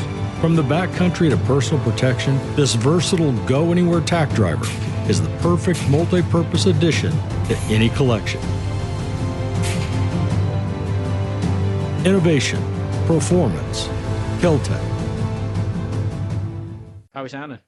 We're good. Awesome. We're 5x5, baby. Coming at you from the 2024 NRA here in Dallas, Texas, from the Pioneer Arms Corps booth. This is day 2, bringing you all the lead-education from the lead quarters. Is this camera okay? Is it level? It's looking smooth. Okay. Jack it up. That's good. So we're a little tight space, so we bump things around. We got to readjust. No biggie. It's cozy. It's cozy, right? Yeah. It is. Well, man, thanks for having me back. I love coming to see you in person. Well, yeah, but I'm not introduced you yet. Oh, Nobody. I was going to introduce it. Go ahead. Introduce Go yourself. ahead. Why don't you introduce me? All right. You do it. Leadheads here. We have Lefty Marty here. Hey, guys. Hosting the Talking Lead podcast. Glad to be from here. You from NRA 2024 here in Dallas, Texas. That's right. And Joe Meaux with AKLYS Defense. I appreciate you having me on the show, brother. Awesome. It's always a pleasure to sit down and talk to you and tell you all about my latest and greatest. Even things I can't talk about that I shouldn't talk about, because this is the show for exclusives, and I love talking to you about them. We always have cool stuff to talk about, but man, we do. Yeah, we do have some great stuff, but I can imagine that there's no shortage of things that we can talk about today that you're going to tell us about all these secret projects. No shortage of things that we will not be talking about today. That we will not be talking about. I'm sure we got some cool stuff, Ted. Absolutely, we always have a good conversation. So what you got? What's new? What you got? Well, so one of our listeners, Corey Brown, was generous enough to make these bottle openers for us to hand out here at NRA. And he laser engraved them with several of our logos, because, I got a bunch of logos for the show. The AK Corner, the Leadhead Brigade, our new Talking Lead logo that we have. And then with Pioneer Arms, they have a Hell Puppy that they just released for this show. It's shorter than the shortest AK available. Nice. And they call it the Hell Puppy. And they've got the underfolder dog as their logo. I like that. This is for you from Corey Brown, listener awesome. Corey Brown. He wanted to make sure that I gave that to you personally. Oh, awesome. Thank you, Corey. I am definitely an AK guy. I love AKs, all things AKs. Yes, you are. You are one of the AK pioneers here in America. You guys came out with the the integrally suppressed Raptor. We did, yeah. Well, actually, that project is actually back on the burner. No, we are actively working on it. That does my heart good to hear that. Yeah, yes, absolutely. Back on it. That's one of kind of Zach's legacies. I don't know if y'all, I'm sure your listeners know Zach. He's been a guest several times. For those that don't, go ahead and so Zach was kind of my lead designer developer, and he and Christian Green over at Green Force Tactical had this concept of a growth from our original Integ AK, the integrally suppressed AK, and they came up with what we've now dubbed the Velociraptor, or the AKSV, the AK sneezing Velociraptor, as Christian likes to call it, because I mean it's got some really cool stuff. It's a very complex system. We make a lot of the parts that you normally get with like the surplus kits. Right. We have to make a lot of it because the way the suppressor works is so revolutionary. But that project is actually back in the works. That's awesome. We are going forward with it with the help of, I guess, a couple new people with us. They're helping us with this. Really exciting. So that's pretty cool. That's huge news. It's been tough without Zach, because I mean that was kind of his opus. Man, I miss Zach. I do too. Damn it, I miss Zach. Today I saw somebody was mentioning they forgot their My Bad 20 and was talking about Jack, and Zach is the one that introduced me to the My Bad 20, and I just introduced somebody in the last couple of weeks to the My Bad 20. Okay, and that's just a 20. You just keep in your wallet, keep quick access because everybody, I know it's a lot of things with the tactical response alone. It's de-escalation. It's never about like pulling your gun and shooting. It's like de-escalating, getting out of the situation alive. That's always the goal. And that My Bad 20 is a super easy de-escalation. So if you're not aware or not familiar with the My Bad 20, look it up. But it's something to de-escalate, get things turned around so everybody can walk away upright and not leaking. Yeah. But I love drinking accessories. Okay, so now you've got a bottle opener. Now I've got some of Corey, AKLYS, right? Corey Brown, yeah. Awesome. Leadhead Corey. Thank you. Yeah. He also has another thing I'll show you too, but we'll do that after. Huh? What was your drink? So you got some of our drinking accessories? The bourbon bullets that I use, I mean, all the time. I've got, I keep them in my freezer, and those are my favorite. And I've got some shot glasses. The boom shot glass. Boom shot glass. Boom shot. Yeah, I got those. How many years ago did I get those? We've been doing this for a long time. It's been a while since I've had those. You know why we make all the time? You know why we make drinking accessories? Why do you make drinking accessories? Well, You're a firearms company. We are a firearms company. You know what research and development is? R&D? Yeah. What is it? It's 100% tax write-off. Really? Yes. So R&D, the development of things. So we have to do a lot of research and development for our drinking accessory line because it's a very successful part of our business. So all of our research and development for drinking accessories is a tax write-off. It's a tax write-off. Okay. That's a little secret that maybe we shouldn't have put out there. That's all right. It's perfectly 100%. So what all do you have in the lines of drinkware now? Oh man, so we've of course got the boom shot. Yeah. It's based off of our 40mm reloadable shells we did for the Mark 19s. They have a base that's really thick and heavy, so you can stick them in the freezer, instantly chill a shot. Yep. They are Type 3 hard anodized, so they're food safe. Comes in a lot of different colors, but right now I think we just have gunmetal gray, two colors of gunmetal gray and black. I've got that blue color like your shirt. We had the blue ones were hard because the anodizer, man, anodizing is one of the things that kills me. We have a great anodizer now, but they don't have color food safe. Our color food safe guys, they kind of went out of business, and the people that bought them, they went to a non-food safe. Well, what's it matter? Because it's not on the inside; it's on the outside. Well, it's everywhere. The whole thing is anodized. The inside too. Oh, is the inside blue too? I've never noticed that. Yep, it is. Okay. Yep. I didn't think it was. Yeah. If it's not, then you brown. probably It's usually always brown. So. I was gonna say, if not, you probably drink a lot of Everclear, and it's just kind of like I leached. drink whiskey, so it's always brown, so I never see the inside. You know. Yeah. So that's our boom shots. Again, kind of grew from another product. Our actual Mark 19 grenade launcher manufacturing, what we did years ago. Yeah. The boom, the dropping bourbon bullets. So we have the bourbon bullets, and then we have the bourbon bombs. Ooh, Basically, the bourbon bullets is a 454 Casull. It's the biggest rim pistol cartridge you can get. Yeah. There's some people that are using like AK rounds and other things, which is kind of cool, but they just don't have the mass and they're too long. They don't fit in the glass. Right. And then the bombs. What's the bourbon bombs? It's like a little World War II bomb. You know, like the little bomblets that they dropped in. They dumped buckets of them over the side. Yeah. It's about that shape, they were about like that 2 size. inches or inch and a half, and they had the little tail fins on them. And yeah, real similar to that. Just drop them, keep them in the freezer, drop in your glass. You know, I used to have a bunch of those. I don't know what happened to them. They were authentic World War. Yeah. They. You know what those are made out of? Lead, weren't they? No, that's the penetrator in 50 BMG ball. So it's the steel. It's the steel penetrator that's in those rounds. Okay. That they just tack welded a little sheet metal fin set on them, so they could dump. They literally dumped them out of buckets out of the side and back of the aircraft. I've got to get those now. You've got the chillers for those then, huh? Okay. Yep. But these are actual food safe. Are these new? No, that's actually one of our it's one of our longest products. Oh, we introduced those at the same time as we did the bourbon bullets. Okay. Yeah. So bourbonbullets.com, got the URL, got bourbon bombs. I don't know. The bullets are, of course, the most popular. Yeah. And then we make our bottle openers. And you do the bottle openers with the 50 cal? With the 50 cal, yeah. Okay, I think I've got one of those too.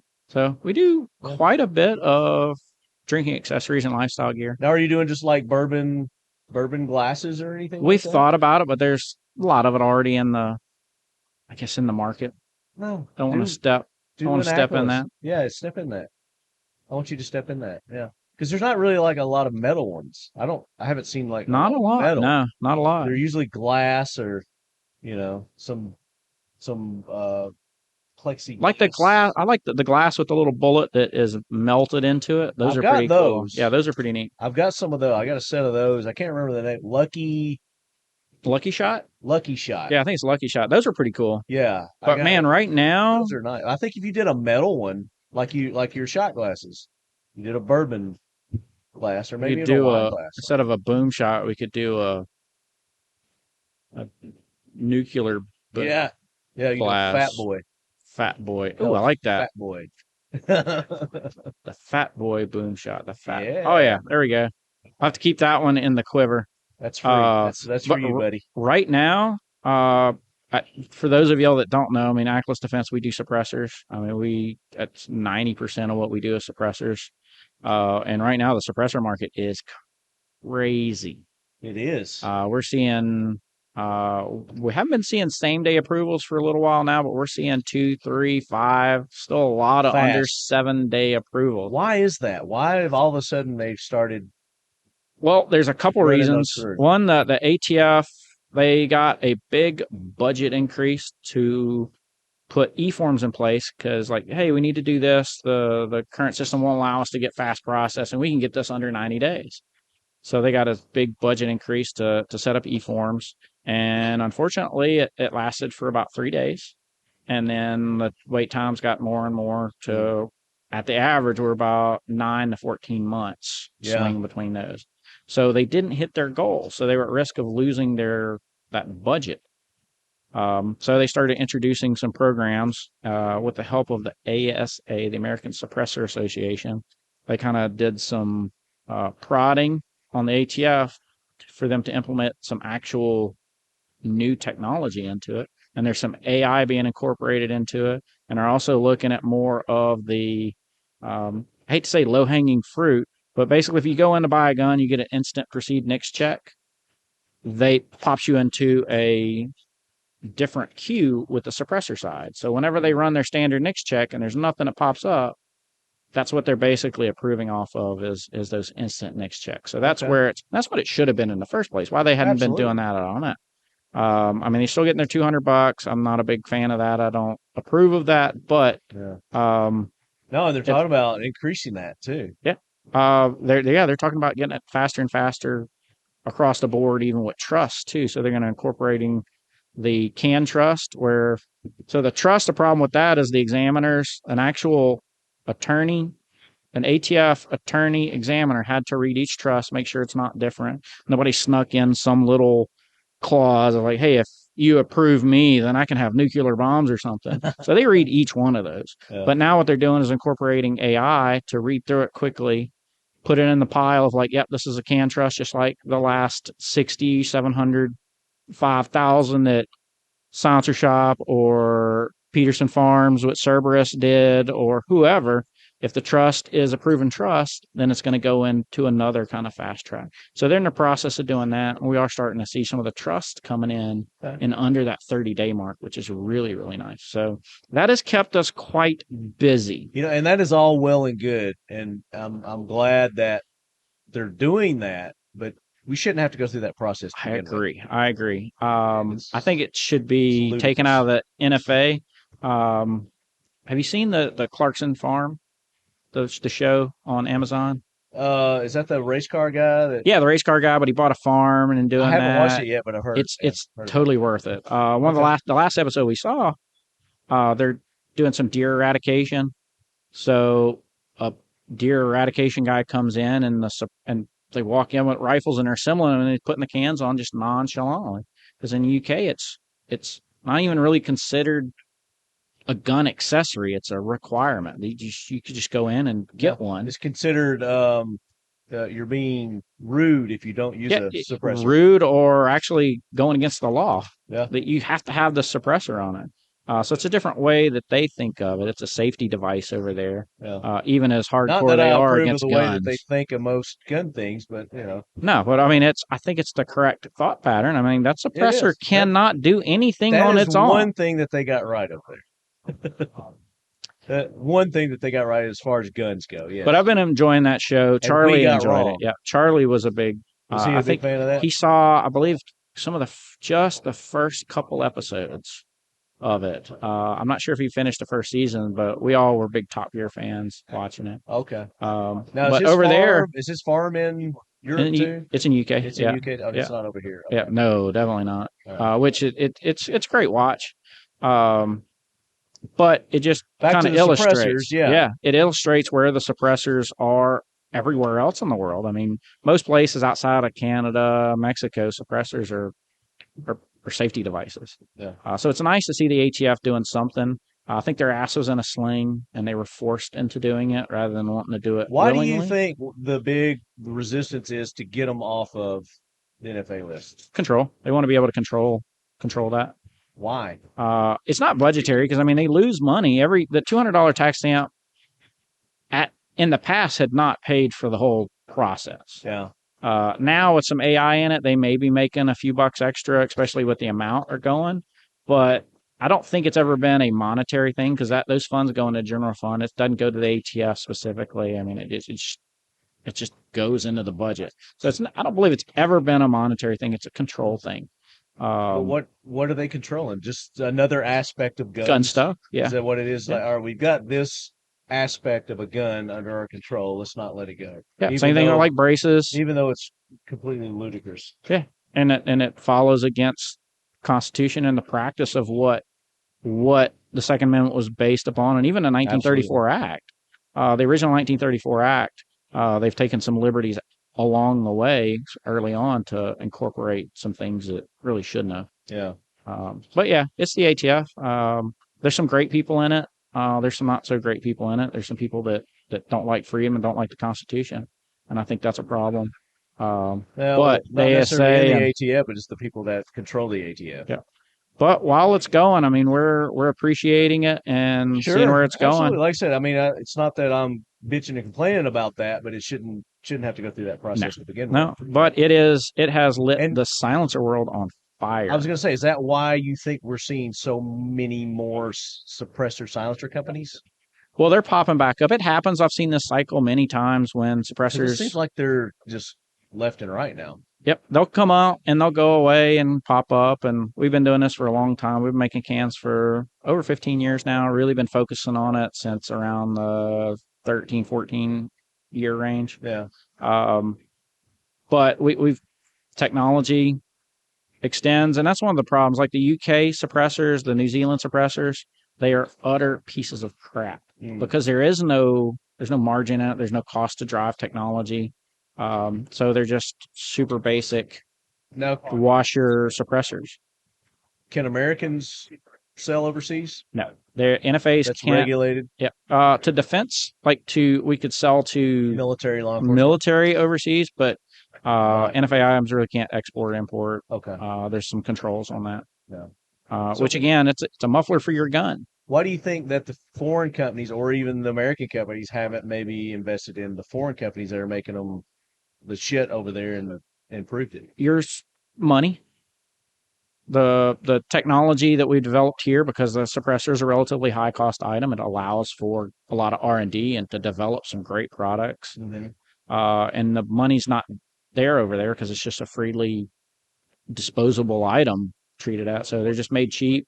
They do what needs to get done, bring the signature down, and that's it. So there's not a lot driving the technology over there.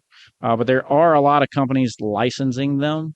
And that's okay. You get their licensing approvals and you can license them over there. You can license them over here. So you see some of that with like BNT and some of the other manufacturers, Right, where that technology is exchanged that way.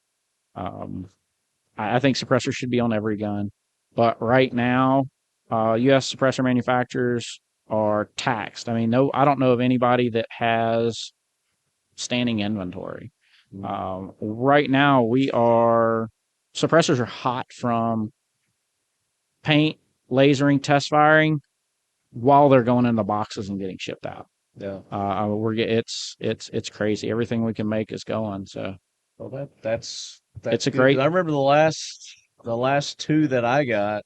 I mean, it was over a year and a half before they got out of jail. I was really happy watching the progression down to where we're below a 9-month average. We started getting into the 5-month average. Yeah. And then. But now you're saying it's days. Days. And with trusts, we're starting to see that them. alone too is driving up the sales. That's what's driving it. That's what's driving it. And there's no inventory available for anywhere. So we actually have seen a decline in submissions, not because people don't want them. It's just there's nothing available in the pipeline. We've been manufacturing more than we have of certain items than we really ever have. So talk about the line of silencers that you guys have available. We have gun mufflers or silencers or suppressors or cans, whatever you want to call them. I don't get hung up on how you call them or what. But we can suppress anything from 17 HMR all the way up to 50 BMG, even 40 millimeter grenade launchers. Our two most popular items, one is our Saber 360. That's a 9 millimeter bore rifle rated can. It's made out of, a lot of it's titanium, so it's super lightweight. So you can actually use it on 9 millimeter pistols, use it on rifles. My favorite application is actually, I think it's probably the best AK can that's out there. Very lightweight. AK rounds you got to be careful with because of a lot of people use surplus. You'll find fissures or bubbles in the lead and it causes some instabilities. No matter how straight your gun is, you got to watch the cheap surplus ammo. So that 9 millimeter bore gives you a little bit more free bore for baffle strikes. The lightweight is designed for low back pressure. It doesn't over accelerate the bolt on AKs. It really is a great can. That's our most popular centerfire can. And of course our 22 can, the Copus 22. It's a outstanding little can. We one of the easiest to clean. not too long We ago. did. Yeah. You need to reach out to that guy, see how he likes it. Yeah. Yeah. I don't remember who won, but I don't either. Hey, reach out if you won that Copus. Yeah, send us an email. Make sure we got everything going. We'll touch base with you. Yeah, but the 20, and I've got the You've got our AKLYS. I've got your multi-cal. The 30? Yeah. So our AKLYS is our dedicated 30 cal can. It's a super heavy duty, ultra magnum rated can, 30 and down. So it's a big body can. So that's the ultimate suppression for 30 and down. Yeah. The 360 is a smaller, lighter can with, of course, a bigger bore. So it's not quite as quiet as the AKLYS on 30s, but the flexibility, I mean, it's so versatile. Yeah. We sell more of that can than any of our others because you can do that. You can do 90% of suppressor needs with it. 35 wheeling, 350 Legend, 9 millimeter pistols. I need to get one of those. AKs. I'm looking for a 9 suppressor. It's an awesome can. It's such a well-rounded can. Yeah, I need to get one. So that's what we've been doing. That's what we're kind of focusing on you right guys do now. brakes too, don't you? We do, and it's kind of all still based around the suppressor. It's like what's going to give you the best performance. Yeah. And we have brakes that are specific to caliber type, to gun type, because you have intermediate calibers and you have like 308 and up, like the Magnum calibers. Yep. You want to use different brake technologies with it, and it's frustrating seeing some of these other guys. They just make one brake. Like, here, this fits everything. This is for 5.56 all the way up to 300 Win Mag. It's like that's just you're defeating the purpose of what the brake can do. We've introduced the new flash hider. The flash hider is great. That's one of the what is it called? The Dead Ringer flash hider. Dead Ringer. The Dead Ringer. Is it a 3-prong? It's a 3-prong. And it's flash hiders. There's a lot. So if you have 3 tines ringing at the same frequency, they can get quite loud. So what we do to fix that, and everybody in the industry does something different. A little twist on it. Basically, you got to change the frequency on each tine, so you're not having 3 tines making the same frequency. You got to break it up by making each tine have its own frequency. And Did we you found bring a any cool. of those? Do you have any? Of those? Don't have one in. I don't have one with me. Okay, all right. No, I wanted to look at it and show it. Okay, but we found the AKLYS Defense website as we're talking about this, and check out the Dead Ringer. We're talking about. But, but it's a great little flash hider. Phenomenal performance. And I assume that it will fit your cans. It does. Everything's yeah. And all of our cans are all of our centerfire rifle cans are all hub mount compatible. So I mean, if you're invested in dead air or cherry bombs or the YHM, all of those are compatible with the hub system. It's really nice to see everybody else kind of adopting that now. Yeah, we were one of the first. That's something that I would dead like air to see is standardization of that. It's getting there. I think that's as close as probably we're going to get. It's going to be better for everybody if they did that rather than doing the proprietary mounts. Gemtech did it for a while, very early on with the multi-mount with their 9mm stuff, like the 3 lugs and some of the pistons. And early on, we used multi-mount stuff in our products. The Pilum is still a multi-mount system, but the hub, the problem with the hub is it's 1 3/8, so it's going to be a bigger can. It has to be over 1 3/8 to incorporate it. Yeah. So a lot of the pistol cans can't use it. Where the multi-mount, that's where the multi-mount comes in. But we've been using multi-mount for a very, very long time. And hub mount. Another thing that you guys kind of innovated and brought to the table too was, you were talking about baffle strikes earlier. Is what you serialize. Correct. Talk about that. So we are the only manufacturer that offers a future-proof suppressor technology. If you see anybody with that technology, we're probably making their parts, or I need to send a nasty guy. You seen a letter. But basically, we looked at what the least problematic item was. If, like, worst case scenarios, what gets destroyed, and we looked at how can we hedge the bet and make this suppressor as repairable or upgradable as possible. And that's what we look before we start a suppressor. We think about that to allow it to be future proof. So if something bad happens, I mean, it does, baffle strikes, you run over it with a car. One guy had his can attached to his rifle and he's hopping up in the tractor, and the suppressor actually hit the top of the cab of the tractor and snapped the base of the suppressor and the tip of his barrel off. Shit. And damaged the suppressor. We were able to get him back up and running with it in just a few minutes. Bad things happen. It's not just baffle strikes. Yeah. Warranty issues do happen. I mean, we do have material failure. We do have something that slipped past. We can take care of that in minutes. We have some of the worst case strikes and bad accidents. We've been able to get in and out the door within 5 minutes. Now, you guys, your warranty on those lifetime? Full lifetime warranty. Typically, no questions asked. We start seeing it 2 or 3 times when we start asking questions. Yeah. Because maybe something's going on there. The gun's not straight, or maybe you're throwing your 9mm can on your 5.56 rifle or something. But we have one of the best warranty procedures and the fastest turnarounds in the industry anywhere with our future-proof technology. Very nice. I also wanted to ask you, and I wasn't sure, do you guys do pistol comps? Do you think for Not for really. handguns? We do the install at our so we have a local shop in Baton Rouge, as well as we're licensed in Mississippi. We do installations and barrel threading and things like that in our shops. Sure. But we don't offer anything as a manufacturer yet. Okay. There may be some stuff coming down the line. Okay. The Glock platform pistols, everybody's got something like that. Sure. So people are wanting to modify them. Yeah. But right now, the if you want to comp on a pistol, we make a really awesome suppressor. There you go. That's about as comped as you can get.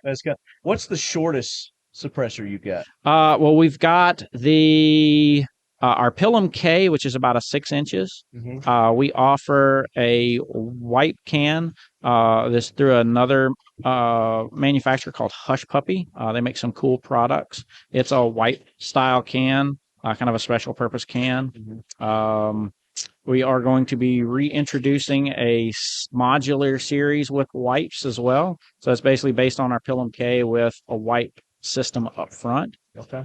So we've got a lot of options for those pistol guys. Yeah.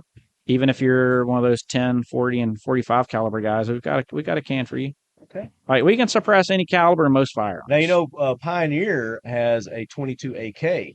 Now I saw that. I wanted to check it out and see what the barrel threading looked like. And they've got an adapter that you can put on there now. Drops it to half by 28, and it does it. Yeah, awesome. Definitely, let's put some cans on those things. Yeah, 22 is one of my favorite. We actually just made the 5,000th Copus. So serial number 5,000. 5,000. Yeah, wasn't really paying it. It just kind of snuck up, and I saw it. I was like, oh wait, hold on.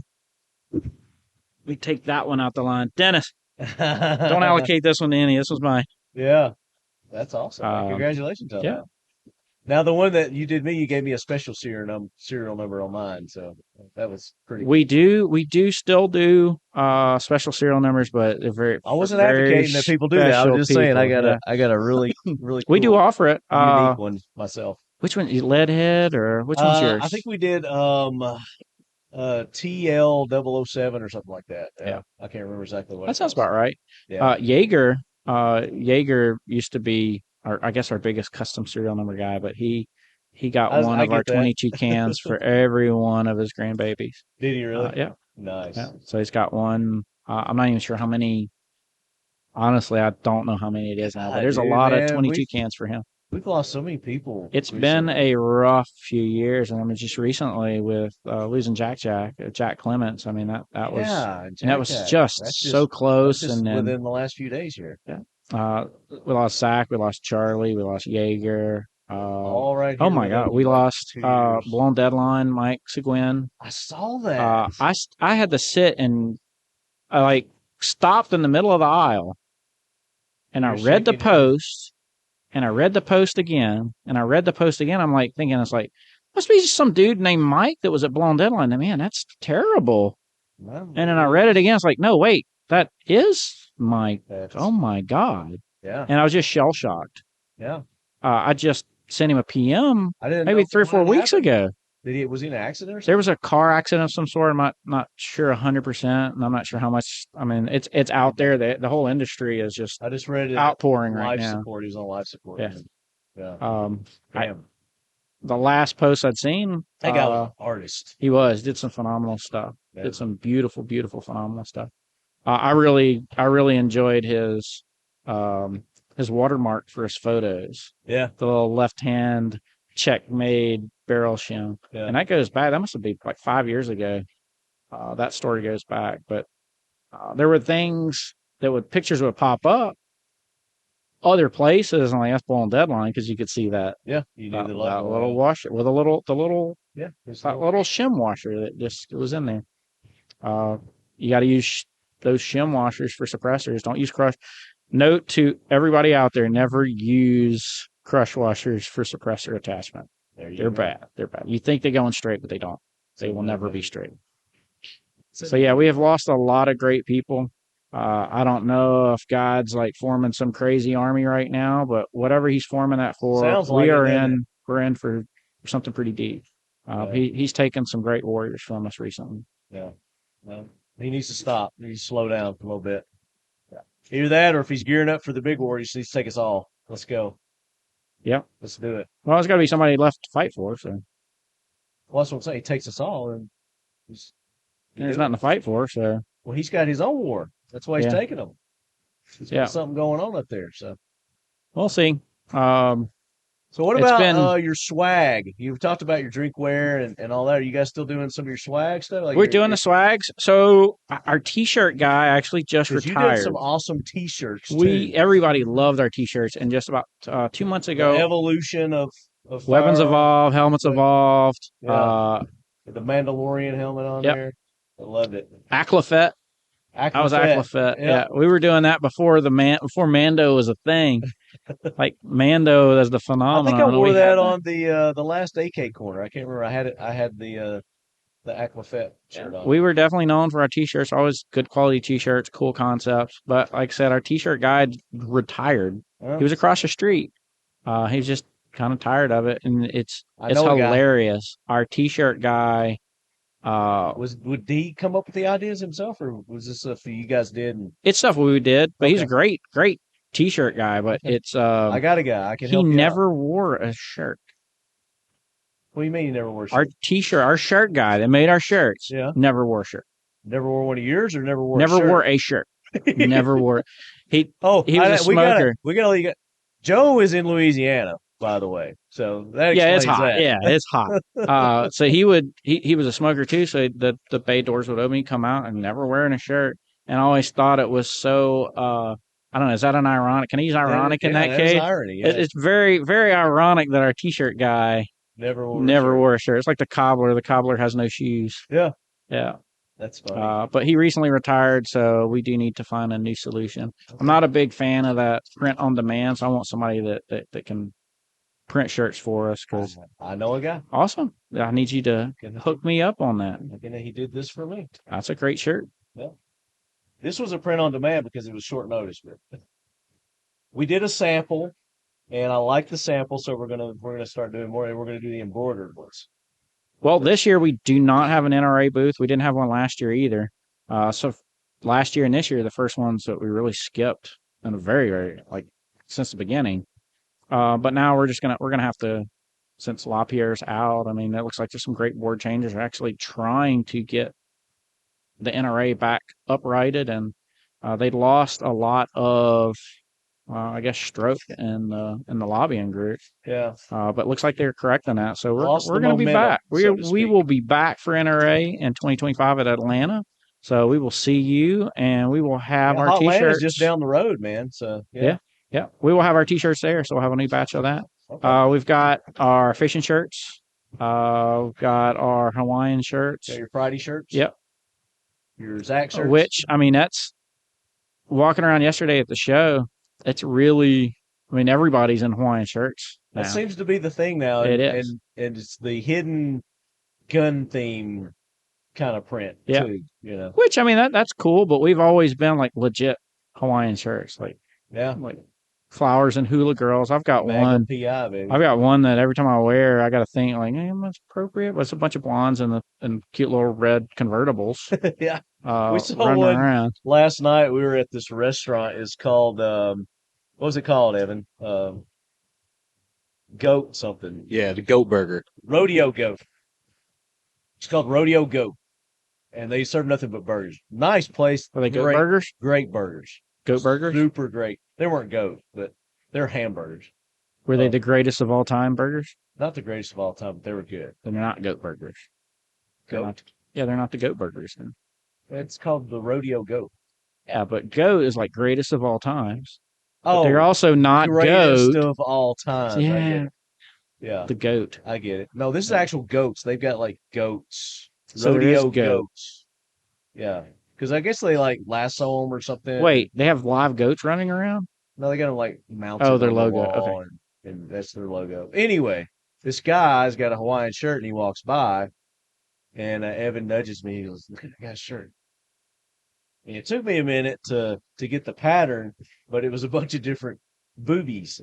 It was a booby Hawaiian shirt, and it was all different shapes and sizes of boobies. And I was like, okay, that's my new favorite Hawaiian. I could support that. I don't think I would wear it, but no, I wouldn't. Support that. I mean, it looked great on that guy. Yeah, it was perfect for that guy. But I dig the Hawaiian shirt. I do too. Yeah, Fridays. It's something that people notice. We wear them on Fridays at the shop. People notice, and they usually comment, and it's a good opportunity to tell them about why we wear it. That's what you guys do at the shows too. On Fridays we're wearing Hawaiian shirts because it's what Charlie did. Charlie got it from an old mentor of his. He rubbed off on us. Zach loved Hawaiian shirts. Yep. It's kind of an old concealed carry thing because of the crazy print doesn't allow the gun to show through. There's not shadowing and printing. So the Hawaiian shirt plus you get just kind of goes back. More room. Free and easy. Don't cool. tuck them in. Yeah. But there's a whole bunch of reasons. But the core comes down to just remembering Charlie and Zach and the people that we've lost. Yeah. So wear your Hawaiian shirts on Fridays. Yep. Leadheads. Wear them every day. Sure, every day. Just make sure you have one for Friday. Have that special one on Friday. Yep. Have that booby one on Friday. Make it a vacation every day. So, Joe, you guys are on the social media at AKLYS Defense? Everywhere AKLYS Defense. You can find us everywhere. And that's, spell it. AKLYS Defense, and that's defense with a S, not a C. We are in the United States of America. So that's defense with an S. There you go. Joe, it's been a pleasure having you on as always. And there's a lot of things that Joe wasn't able to talk about today that's in the works. So, Joe, we want to get you on the regular show. Let's do that. So we can talk for like 3 hours. Yeah, we've always got cool stuff, but right now we've got some ultra cool stuff going on. I'm looking forward to it. Yeah. So, Leadheads, more to come from Joe Meaux and AKLYS Defense. We are going to take a little break here, but we're going to bring you more from the 2024 NRA here in Dallas, Texas, at the Pioneer Arms Corps USA booth. The Lead Quarters, bringing you all the lead-education. Hey, lead heads, Lefty here. Just want to talk to you a little bit about our good friends over at Leo Takedown.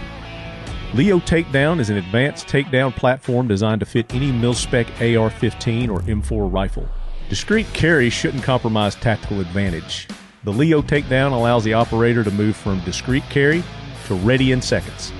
The Leo Takedown allows users to quickly change barrel lengths or calibers in order to adapt to evolving mission demands. It's your rifle. You shouldn't be backed into a corner with proprietary parts in order to have takedown capability.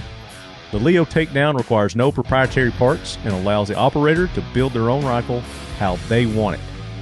The Leo Takedown provides a solid, straight in, straight out, positive lock every time. No hinges, twisting, or handles required. Check out Leo's brand new integrated takedown upper receiver. With our tested and proven takedown coupling now machined into the upper receiver, installation is a breeze. Made in the USA, there is nothing else on the market that compares to this patented technology. See the difference for yourself at leotakedown.com. That's leotakedown.com. Leadheads, use the code TL10 for 10% off your next order. Leo Takedown is a proud supporter of the Talking Lead podcast and the Leadhead Brigade. Yep. We're live. Is this thing on? Is this thing working? Check. Can you hear me? I hear you just fine. Roger. Dodger. Hey, Leadheads. Welcome back to the Talking Lead podcast. You've probably got the intro by now. This is the 2024 NRA. Bringing it to you from the Pioneer Arms Corps booth, USA, Pioneer Arms Corps USA, because we are in USA. What's USA stand for? United States of America. America. America. There you go. So joining me now, this is day 2. Andre DeLue is back. We had him on day 1, kind of getting his expectations and what's going on, his outlook of the NRA. It's been a great show. I've looked around. There's some really neat stuff here and great people, and I'm just sitting next to one right now. There you go. And he has brought us a great person here. We have Rebecca Schmoe. Did I get it right? You got it right. Nice. Schmoe. And Rebecca is a House representative in Kansas. Yes, sir. From Kansas. Newly elected? I was elected 2 years ago, and we are back in campaign mode now. Back in campaign mode. Every 2 years. So we need to get Rebecca back into the seat there in Kansas. Yes. So talk about Kansas. I haven't really talked to to anybody in Kansas about the 2A environment there and what we're looking at. So you're all about it. So Oh, yeah. give us a temperature. What's going on there? All right, so we are a constitutional carry state, and we are actual constitutional carry, meaning that anyone from any state can come to Kansas, and if you are 21 and over and you are legal to carry on the federal level, if you pass all of their litmus tests on the federal level, you are legal to carry in the state of Kansas, to the point where you could come visit me in the state house in my office and conceal carry. And conceal carry? Yes. Okay. Can you open carry there too? Yes, you can. Wow. Open and conceal carry. Very nice. Now, have you had anyone visit you carrying in your office? Most of us carry every day. Right. We are our first line of protection. We are. We absolutely are. So you carry every day? What's your personal preferred carry? There we go. SIG P365. There you go. Is that like a new choice? What did you carry before that? Honestly, I have tried to carry a lot of different firearms. I'm really short. I am vertically challenged, as it were. And so You're on camera here, so yes. So obviously she's a little petite thing. Yeah, so it's hard for me to carry a lot of different firearms I enjoy shooting. Glock 19 Gen 2 is one of my all-time favorite trigger pulls. Good choice. However, I can't effectively conceal that. I mean, I have tried every which way, and women have amazing options as far as holsters go. Sure. And so it's just not a feasible option for my body type. Yeah. And so I went with the SIG P365, and yeah. You know, I've got a great holster that you need to try. It's from Mission First Tactical. It's their belly band holster. Nice. And I think for your line of work and, you know, the way that you dress very nice and professional, that this would be a nice conceal option for you. Absolutely. I will get you one of those. Fantastic. Yeah, absolutely. No, and now I'll wear it at the State House, and I'll make sure to let you know that it works with all the suits and dresses and all the stuff that I'm usually in when, you know, I'm not living my regular life in blue jeans and it boots. works great when you're exercising, you're at the gym, you're running. Nice. Perfect option for that. Perfect. Yeah, when you're wearing your summer clothes. Yes. Yeah. Very nice. So you're from Kansas. Yes. Born and raised in Kansas. Yep. Been there all your life. Okay. So what made you decide to get into politics? Because you said you did this 2 years ago. Were you in politics prior to that, or? Okay, so I worked with 2 different national organizations. Right after Sandy Hook, I got involved with 1 Million Moms Against Gun Control. And so I worked with them since 2012, since December of 2012 when Sandy Hook happened. Were there actually 1 million moms that were? There were, and because you hear all this, you know, Million Man March and right. No, there actually were. We had supporters of every kind from every state and even outside the country. But the reason why 1 Million Moms Against Gun Control was named that was because when Moms Demand, the red shirts, the activists, when they first came on scene, they were called 1 Million Moms for Gun Control. And so we were the original counter to that group. Okay. And so we hit the scene so we negate within you. we hit the scene within 24 hours of their original push. And so I worked with them. Mary Callison and I still run that, and it's more so a liaison for getting women involved in training or getting youth training, or if you don't like your laws, trying to figure out how to change them and who you need to contact and what your state organization is. So we do a lot of that with Million Moms. So I still am very active with that group. Also, several years later, I worked with Women for Gun Rights. At the time, it was called DC Project Women for Gun Rights, and now they've shortened the the Diane name. Muller? Yes, it is. Yes. And so I was actually I know her very well. Yeah, I was. Oh, yeah, she's her and She's Ryan, amazing, Yeah. amazing couple. But I was their state director for Kansas when I decided to run for office. And the reason why I ran for office is because my representative, who didn't always represent me, he decided to retire on the last day of session from the well. And as constituents, we didn't realize that that was coming. And so I started contacting the local organizations and saying, okay, what can I do to help? Who's the guy? Who are we supporting? What can I do? And they went, we don't have one. You should be the guy.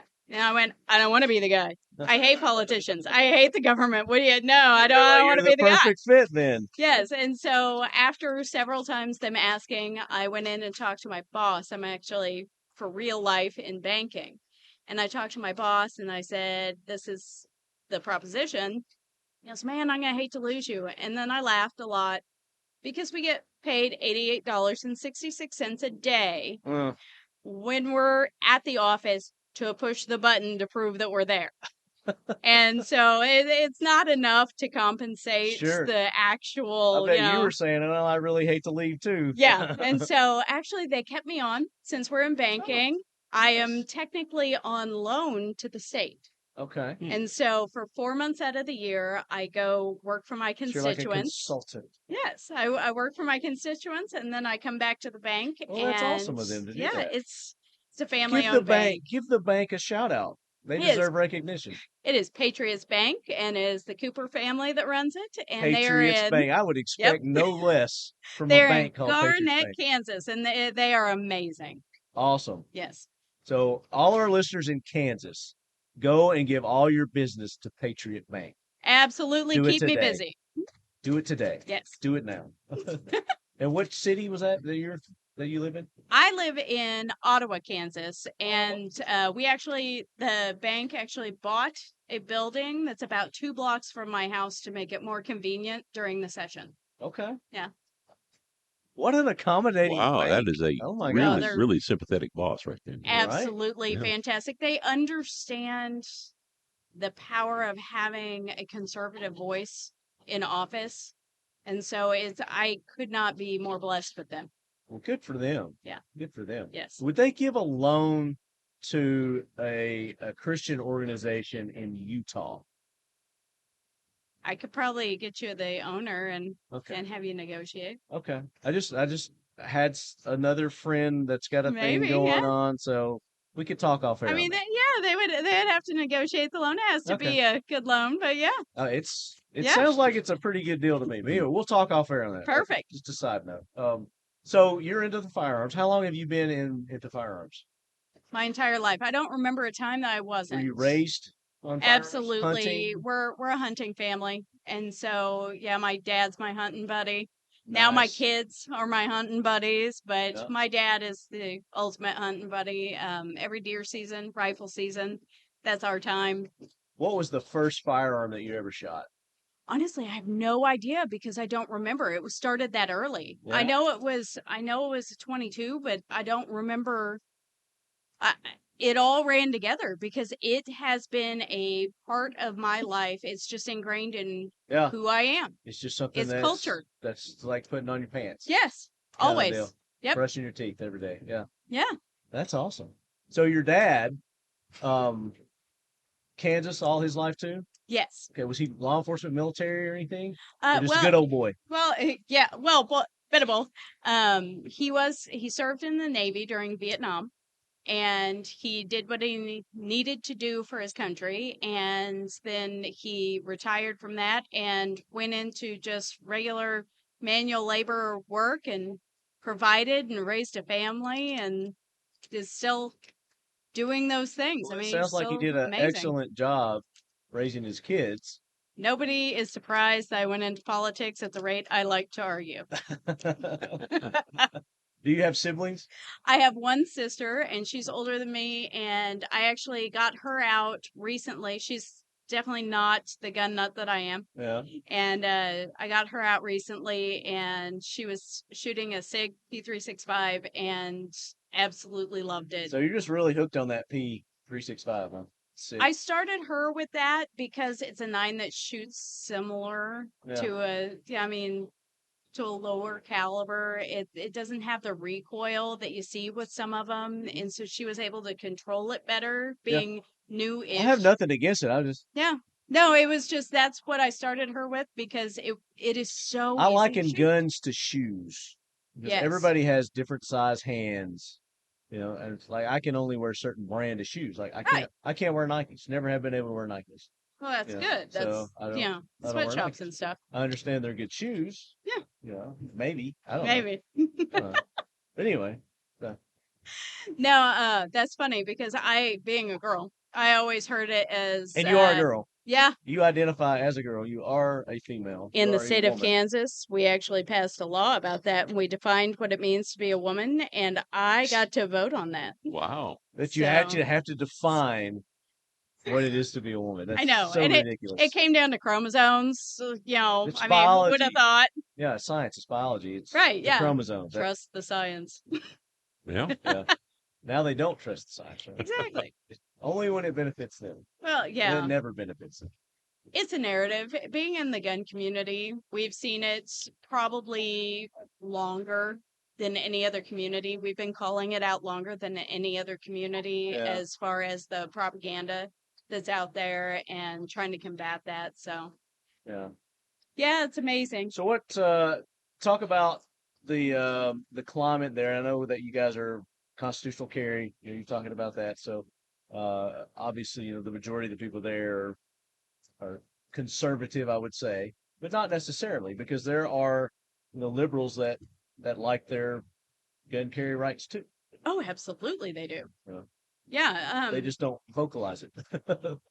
It doesn't matter if you're red or blue. If you understand what the Constitution was protecting as far as your inherent right to be able to be who you are, how you are, where you are, what you are, you're going to fall in line with being a constitutional advocate. The more we make people understand that that actually does protect whatever else it is that you want it to be, what you feel that you are, what you want to portray yourself to be, the more that they start to understand that they are also conservative. And so it's really changing the climate there. Overall, Kansas is pretty conservative. We're a red state. Yeah. We have blue pockets. Yeah. Right now like we Tennessee. have. Yeah. I mean, yes. We're all red except Most Nashville. states are that. Let's be honest. Most states are that. Texas, same way. Our governor actually is a Democrat, and she is not always friendly to the gun bills that we pass in the legislature. She's not really friendly to anything that conservatives push. Yeah. She just actually vetoed the 7th tax bill, trying to give people, you know, their money back, that we've sent her in 2 years. Wow. So we're going to be called into special session whenever I get back from the show here. So in Tennessee, we just recently, they just passed, I guess it's a law. I don't know what it is, but the governor signed off on it for teachers to carry. I know you did. Right? I was cheering, Yeah. and from Kansas, it was me. I don't know if you could hear me, but it was. I did. I actually heard Rebecca. Yeah, there you go. and that's what made me. I was like, "Why is Rebecca screaming?" So I turned on the TV, and yes, I was like, "Oh yay, Tennessee!" What? You guys do anything like that in Kansas? Or do you need to? We have the ability at the local level. They can decide if they would allow people to carry on their individual local district campuses. We do have campus carry as far as secondary, so colleges, universities. You can carry there if it's not a private school. If it's a private school, they get to make up their own mind because they don't receive state funding. Anything that receives state funding, they can choose to allow people to carry. Most of our school districts are fighting the fight of, is it economical to do that? Because insurance companies, unfortunately, want to charge more if someone is able to protect themselves and their coworkers. Well, see, that's the thing that needs to be squashed. Also, are insurance companies. Oh, man. Insurance companies are the worst criminals. It's a racket, that isn't we it? almost worse than the pharmaceutical companies. But yes, it is a huge racket, and they should have no say-so or bearing on that decision whatsoever. Yeah. And that's where, you know, I guess the politicians need to come into play to squash them and their ability to have an effect on that. Those are conversations that adversely. we are having in Kansas. It just hasn't come to fruition yet. Yeah. So that's why good conservative folks need to run for office and get elected and be the one pushing the button. And buy insurance companies. Yes. And own insurance companies. Oh. Well, and there and are. media and newspapers, and we need more conservatives in that arena too. We do. We, as conservatives, as constitutionalists, we spend a lot of time talking about the fact that we're individual and we respect individual rights, we respect personal responsibility. And that makes us really hard to herd. And so we don't fall lockstep like the other side does. Yeah. And when we don't fall lockstep, that means that you've got a lot of really strong We think for ourselves. You know, something doesn't smell right, you know, we're going to question it. Yes. And we're not just going to, like you said, we're just not going to follow suit. Right. Yeah. No, we don't just buy from the first salesman that stops at the door. You know, we want to kind of do some investigation and see which product is better. And by and large, that has worked against us because we all say, I want to be left alone, so I'm going to leave you alone. Yeah. We've gone past the point of being able to they're going to leave us alone. We have seen, especially in the last decade, they're not going to leave us alone. Mm-mm. We have to present ourselves as people who they want to leave alone. Right. And we've dug this grave that we're in now ourselves by giving them a little here and a little there and not taking anything back. It's just they push to a certain extent, and then we no, let's stop here.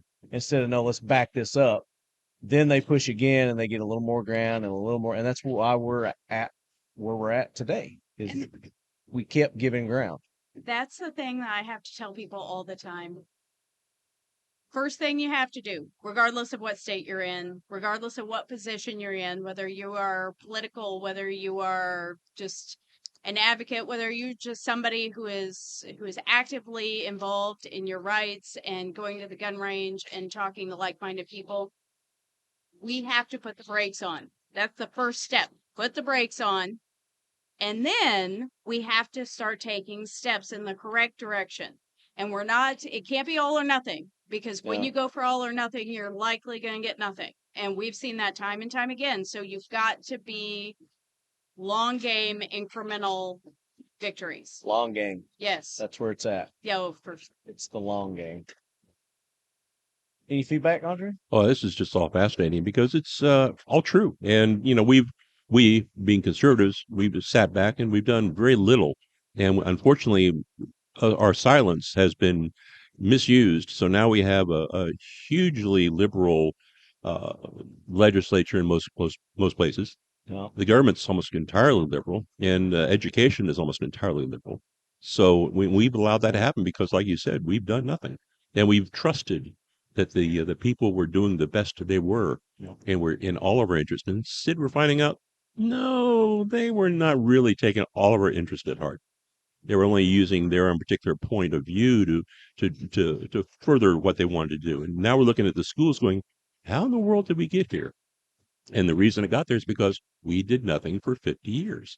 We trusted the school administrators, the education system to go ahead and say, okay, take care of our kids. We trust you. So now we no longer trust them anymore. And now teachers no longer have the trust they used to have because of that. They don't, but they have the power that it's really hard for us to take it away from them now. And that's it. And that's why the teachers' unions are such a threat, because they have a great deal of power, and we don't have that voice. Yeah. Well said. Scary but true.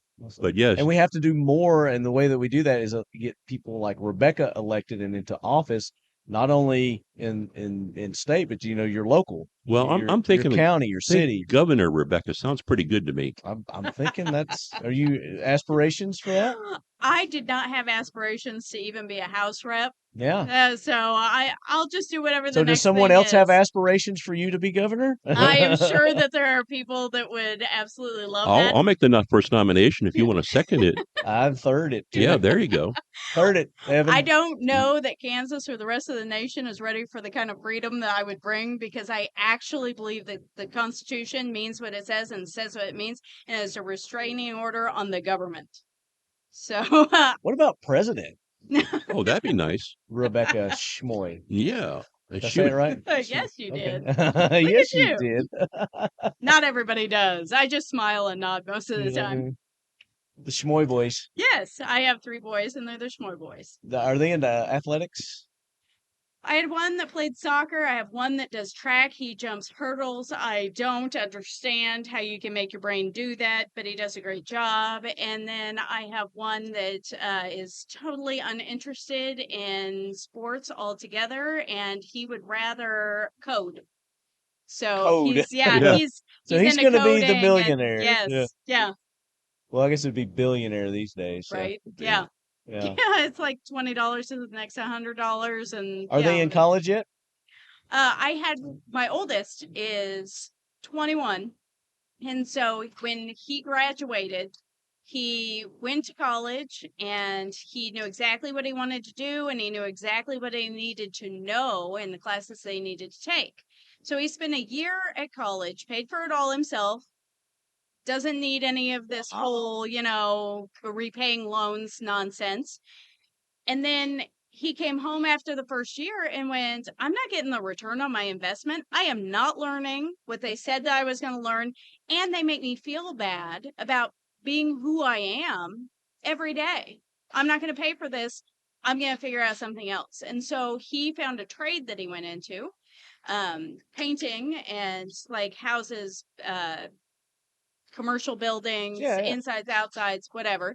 And then my middle son, who is 17, decided that he wanted to also go into trades. So he just was certified at the first level of being a mechanic. So awesome. he's learning cars, but he's also this summer going to intern with the HVAC company that's just like the next town over. And so he's going to learn that trade as well. Well, you're gonna have three rich kids because each one of those trades that you talked about. But listen to what she's saying though. Her kids are actually ambitious and they have goals and they don't rely on other people to give them things. And I wonder how that was that they came about that mindset. There you go. I wonder maybe the parents. Parenting. Maybe the parents. There you go. Yeah. Having children does not make you a parent. Parenting children makes you a parent. And as a parent, that a lot of parents are not parents. Yeah, very good. So, Rebecca, it's been a pleasure having you on. We gotta wrap this up. We got a giveaway we're getting ready to do. Oh, fantastic! So stick around for the giveaway because it's going to be awesome. But where can people get in touch with you? Where can they reach you? You got socials, you got websites, you got all that stuff. All right. Everything I do is attached to my, yes, Everything honestly. I do. Yes. I do it for you. I'll let you sing. Ooh, that's a nice voice. Yeah. Right? Yeah. He's saying that you had a radio voice. But I can't sing like that. Well, karaoke. Yeah.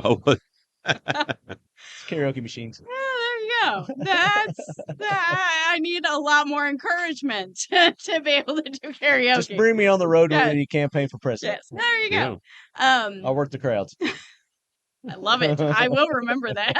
I'm a politician after all. There you go. No, if you want to reach me, it is Rebecca Schmoe. Last name is spelled Schmoe. Looks like Schmoe. And I get a lot of flack for that, for being a politician. But, Schmoe. It is Schmoe. But all of my social media, all of my website, everything is my name to make it as easy as possible. Because most of the time, anybody my age or older needs to enlist a teenager to come help. And you didn't give where website? What is oh gosh, let's see, Twitter, Instagram. Well, I guess X, Instagram, Facebook, the website. Doing Rumble? Yeah. Not doing Rumble? No, I'm not on Rumble at this point. Get on Rumble. Yes. You need to get on Rumble. Do Rumble. But your website, yes, real quick, we got to go. RebeccaSchmoe.com. RebeccaSchmoe.com. There you go. Outstanding. Rebecca, thank you so much. I look forward to having you back on the show. Fantastic. We'll get you on the regular show. We do the long format type show. Love to get you on and talk more with you. All right. Sounds good. All right, lead heads. We are going to do a giveaway here at the 2024 NRA from the Pioneer Arms Corps booth. So if you're not here, you're missing out. Too bad for you. out. Hey, Leadheads, just here to talk to you and tell you a little bit about our product. Seal 1 CLP Plus is a bio-based, non-toxic product. It comes in a paste, liquid, aerosol, and pre-saturated bore-specific patches called sealskins. They all do the same thing, just different methods of application.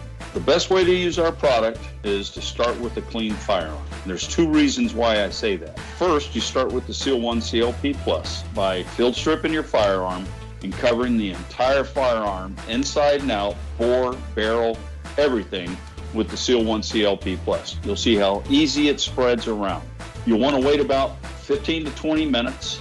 Then you come back and you want to wipe it all off. So you see how easy it is to put on and remove. And the second reason we say to use a clean firearm is you'll find that it's not clean. We're going to pull out more carbon that's been left behind with whatever product you've been using before. Okay, it takes about 3 cleanings, so I like to say a clean shoot, clean shoot, clean shoot, just normal usage before the Seal 1 CLP Plus has removed whatever product that you were using before and has seasoned the firearm. It's kind of like breaking in a cast iron skillet. And after that first cleaning, you will notice a difference. And with each successive cleaning, you will find that it gets easier and easier to clean. Seal 1 CLP Plus is a dry lubricant and is designed to work as such. You will find that malfunctions are virtually eliminated when used properly because the majority of all malfunctions are caused to carbon buildup. And with the Seal 1 CLP Plus, the carbon does not build up.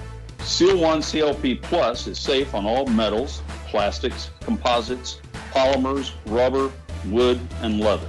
Seal 1 CLP Plus is a one-and-done formulation. No other products are required or needed to clean and lubricate and protect your firearm. That's why we say Seal 1 and done. Seal 1 is a proud sponsor of the Talking Lead podcast and the Leadhead Brigade. Use the code LEADHEAD for a 25% off discount. I better not tell it. I better not tell on there. It's funny. Thanks. I'll tell you off there. All right, Leadheads, we are back here at the 2024 NRA in Dallas. The convention, the annual meeting, what do they call it? The National Rifle Association Annual Meeting 2024. 14 acres of guns. Is it 14 acres? Is that what it normally is? I don't know. 14 to 15. My feet feel it. Your feet feel it? Yeah. I guess it depends on where they have it at. That's true. As to how many acres that it is. Joining us now, Leadheads, this is his second time on the show. Is it your second? Yeah, second time. Second time? Yeah. The other time was at, was it SHOT Show? Yep, SHOT Show. This past 2 years. The past 2 years? No, sorry, no. Not this year, year before. Year before. Yep. We did the shots. Your dad brought That's the right. shots. Yeah, we did the shots. So we got Marco Jr. on the show, which he doesn't want to go by that. Yeah, you can call me Brendan. Brendan Vorobiev, ladies and gentlemen. Yep. Son of the famous Marco Vorobiev. You know him, you love him from the AK corner. Ladies and gentlemen. You didn't bring your dad with you this time. Fortunately did not bring him, but at least I made it out. You said fortunately, right? Is that what you said? That's definitely what I heard. That's what I heard. Oh, man. But we love Marco. He is a fan favorite. Absolutely. Without a doubt.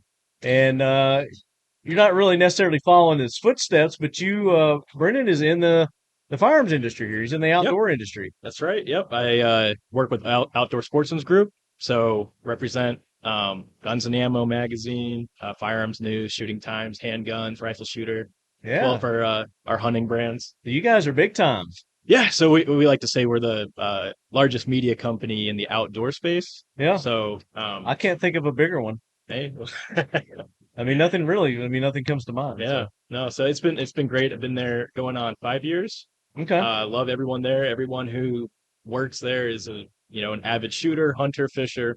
So a lot of great guys. They're in the biz, so to speak. They're in the biz. They actually use the products from other companies that work with us, and yeah, it's good. And you're definitely in the biz. Yes. And you come by it honestly. Yes. Through your dad. So, I was going to ask you, what was life like growing up with Marco as your dad? But I'm not going to get into that. That's another show. Okay, all right. We can do a whole show on that. Exactly. We can go year by year. How did you get involved with the Outdoor Sportsman Group? Well, basically, I'm not sure if you knew, but my dad was a writer for them for firearms news, guns and ammo, as well as he wrote 2 AK books. So that's kind of how he got his intro into this. The AK-47, the world's most prolific firearm. Mm-hmm. That's right. Yep. Get on Amazon. It's on Amazon. He gets nothing from it. Yeah, we get got to reprint that so he start getting. We'll get we'll get his royalty check in the mail. It'll be like $1.73. Anyway, so for a long time, I've been involved with the guys in that company, such as David Fortier, for example, with Firearms News, and I've always known these guys. Poland with David. Yeah, yeah. So we did a big tour of the Pioneer Arms factory. Yep. Yeah, and I've been out to his place in Kansas when I was a little kid, and that's where I met CJ. And just from there, it was just natural after college. Was lucky enough to get a job. Now, what was your course of studies in college? Business, econ, and communications. Smart. Which, I mean, honestly, I've just my education of guns coming from my dad was significant enough to. Well, sure. That's what. Sure. You got none of your firearm. I mean, just to make it perfectly clear. If there's any little bit of firearms education you got from your schooling, please tell me what it was. Nothing. It doesn't exist. It does not exist. But didn't you do ROTC though? I did not. You did not. I but did you not did teach. So we do run a standard and non-standard weapon familiarization course for ROTC in Southeast Michigan. Yeah. Which is what we've been doing for several years now. Just kind of our way of giving back.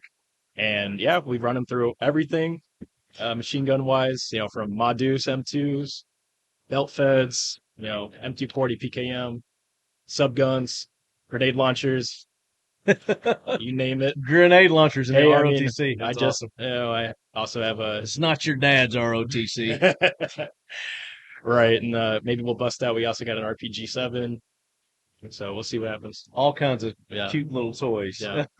So that's been fun. Well, we've been threatening to put together a Marco experience, Yes. for the listeners. So just kind of waiting on him to. Maybe you can help him put the syllabus together for that. Absolutely. I mean, the outline, because I know the listeners are dying to. I mean, it would be sign up for that. It'd be very fun. The amount of guns we've been building these past few years. I mean, we've got so many fun toys now. So we just finished an RPK the day before I came over here. Oh, did you really? Yeah. Oh, he was telling me about that. Right. So yeah, about that the other day. Yeah. So we'll probably talk about that on the next AK corner. I'm sure. Mm-hmm. I'm sure he'll want to talk about that. And I promise you, Leadheads, the tank episode is coming. It was supposed to have been this month, but it got postponed. So we're going to talk tanks. You know anything about tanks? A little bit. A little bit about tanks? No, not much. I like them. That's on second. I don't want to be on that episode. So with the Outdoor Sportsman Group, I mean, again, it's kind of like the big parent company, and then you got all these companies that are underneath. What is it that you're doing? Yeah, basically, so in the gun industry, I'm sure you can imagine it's not the easiest to advertise your stuff everywhere, like Facebook and billboards and TV and God forbid it's radio, a little bit too scary for somebody.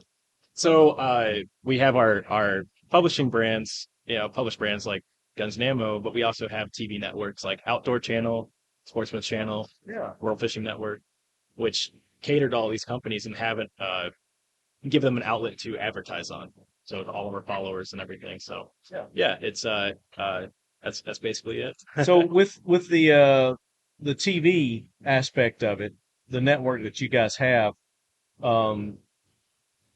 me, for instance, I don't have cable or anything like that. Right. How would I go about getting access to watch? So we do have a streaming service called My Outdoor TV, MOTV. That's one way. That's been growing significantly.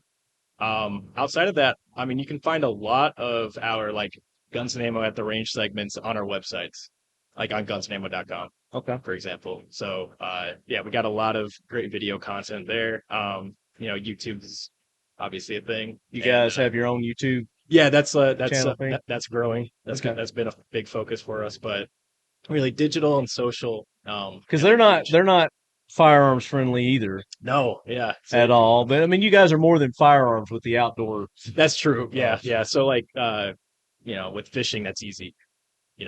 Fishing companies can advertise on anywhere they want to go. Right? Oh yeah, Amazon, whatever. Yeah. But yeah, I mean, our guys, they kind of know what tricks they need to do inside the ads to make sure they don't get taken down. And yeah, it's been good for us. So how would let's say fairly known podcast get involved with the Outdoor Sportsman's Group? I mean, do they have podcasts? I mean, that's some untapped territory. Absolutely, we're looking at here. Absolutely. No, we're always looking for creative solutions. Great group of leadership, Mike Carney and Derek Sevcik and all of them. I mean, always looking to expand and bring in new creative ideas to our clients. So. Next board meetings, toss that out. Absolutely. And say, hey, know this podcast. Maybe we should get them on the channel. Absolutely. So what's new and exciting going on with Sportsman's Outdoor? You were talking about that you've got some print media, some magazines. What's the outlook for that? Because magazines, you would think they're dying, right? Yeah, and that's kind of the word that's going around. Like, so that's kind of So maybe 10 years ago, especially, like you would hear like, oh, newspapers are gone, print's dying, TV from here. What we're kind of seeing, at least in the gun and hunting side of things, print is strong. If anything, cable is dying. Yeah. Right? If you think about it. Well, yeah. And because you're doing all the subscription channels now, kind of the a la carte boutique kind of stuff. Yeah, they're all cutting the plug. So our print stays very strong. For example, I mean we're reaching 6.8 million just on Guns and Ammo magazine alone. Is that worldwide? No. That's just within the United States. Okay. Yeah. That's significant. Yeah. So that's that. All of our other brands also have various different reaches. I bet that's more subscriptions than Time magazine gets. I'm being serious. Well, yeah, I don't know. We do get our stuff third party audited, so it's not just us saying it. So it does have truth behind it. You get fact checked. We do get fact checked. Kind of self police yourselves, and I mean we work with all the biggest companies in the gun industry. So if they are running print ads, that says something. Especially in a world of free media, right? They are still paying for print because they value that impression. Well, I mean, if 6.8 million is right, that's some really good circulation. Like I'm saying, I mean, some of the most popular magazines that you could think of, like Sports Illustrated. I have no idea. What's their subscription base? We'll have to look into it. Yeah. I can't imagine that they've got that many subscribers. Yeah. So, I mean, and then along with our subscription stuff, we have a newsstand as well, which gets very specific. If you talk about backpacking, elk hunting, even wheels of field overlanding, or just like books about just the AR, red dots, all kinds. So it's cool. It's very interesting. I get all of it shipped to my house, so constantly have magazines arriving.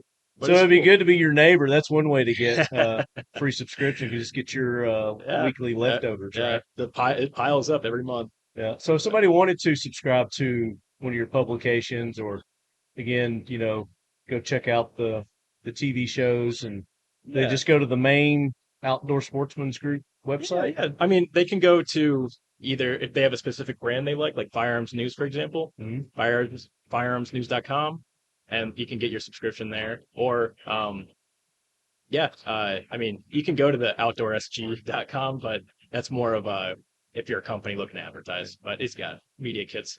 Now, do you do any writing yourself? Do you articles or stories or anything? I do not, but that's something I can talk about growing up as a son of Marco. Right. Because I was always the helper. Always, taking photos or helping with photos or gathering the data or something, filling up the wagon with the red flyer with guns and stuff, and walking it down the street to the woods in the middle of Ann Arbor, Michigan, just to take photos. Yeah. Got to be sneaky about, but doing the Photoshop. yeah. So no, Now, he's got some TV experience too. Yeah. Yeah. Yeah. he Not a does. lot of people know that. He's been in some documentaries and Oh yeah. I don't think he's been like in an actual movie, but No, not the movies yet. Maybe later. maybe, yeah, that's coming. Yeah, That's coming. with Ryan Gosling and all. Yeah. Right? I saw something hilarious with Ryan Gosling the other day. I watched that. Oh, they were dressed up like Beavis and Butthead. Yep. Did you see that? Yeah. Like some movie That was premiere or awesome. something? Yeah. Just like him. Fall Guy was also a good movie. I recommend that. Oh, is that good? Yeah, I liked it. See, I'm real skeptical about like remakes of the old movies. I didn't even Like know. Red Dawn, for instance. Oh, right. Yeah. You know, the remake was nothing like Yeah, the Red. original. It was, they could have just done another movie and called it something else, and Yeah. you know, probably would have done better. Yeah, exactly. Yeah. So yeah, I'm real skeptical about the Fall Guy because I watched that growing up. Oh, Lee okay. Majors and Heather Locklear? I think was the girl in that. But I actually have not seen the original, so dude, maybe you gotta watch the originals after you've watched the movie. Now, then you go back yeah. Compare them. and compare them. No, it was great. It was. I mean, it was funny, and it was. But it's probably one of those that they probably could have called it something else and Yeah. been just fine. And We'll have to check it out. Not Check calling it it the out. Fall Guy. Yeah, I'll have to check it out.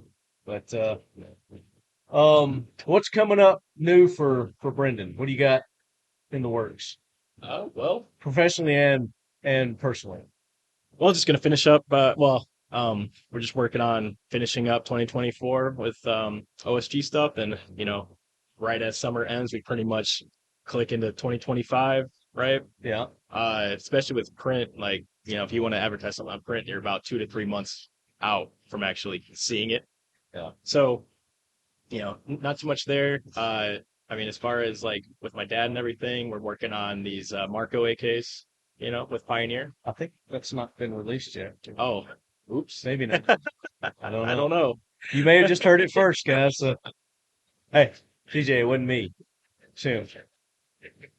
Oh, all right. Well, never mind. There's nothing going on with me, actually. And I'll just be at home listening to the podcast. Hoping that this gets in. Yeah, just bleep me out real quick.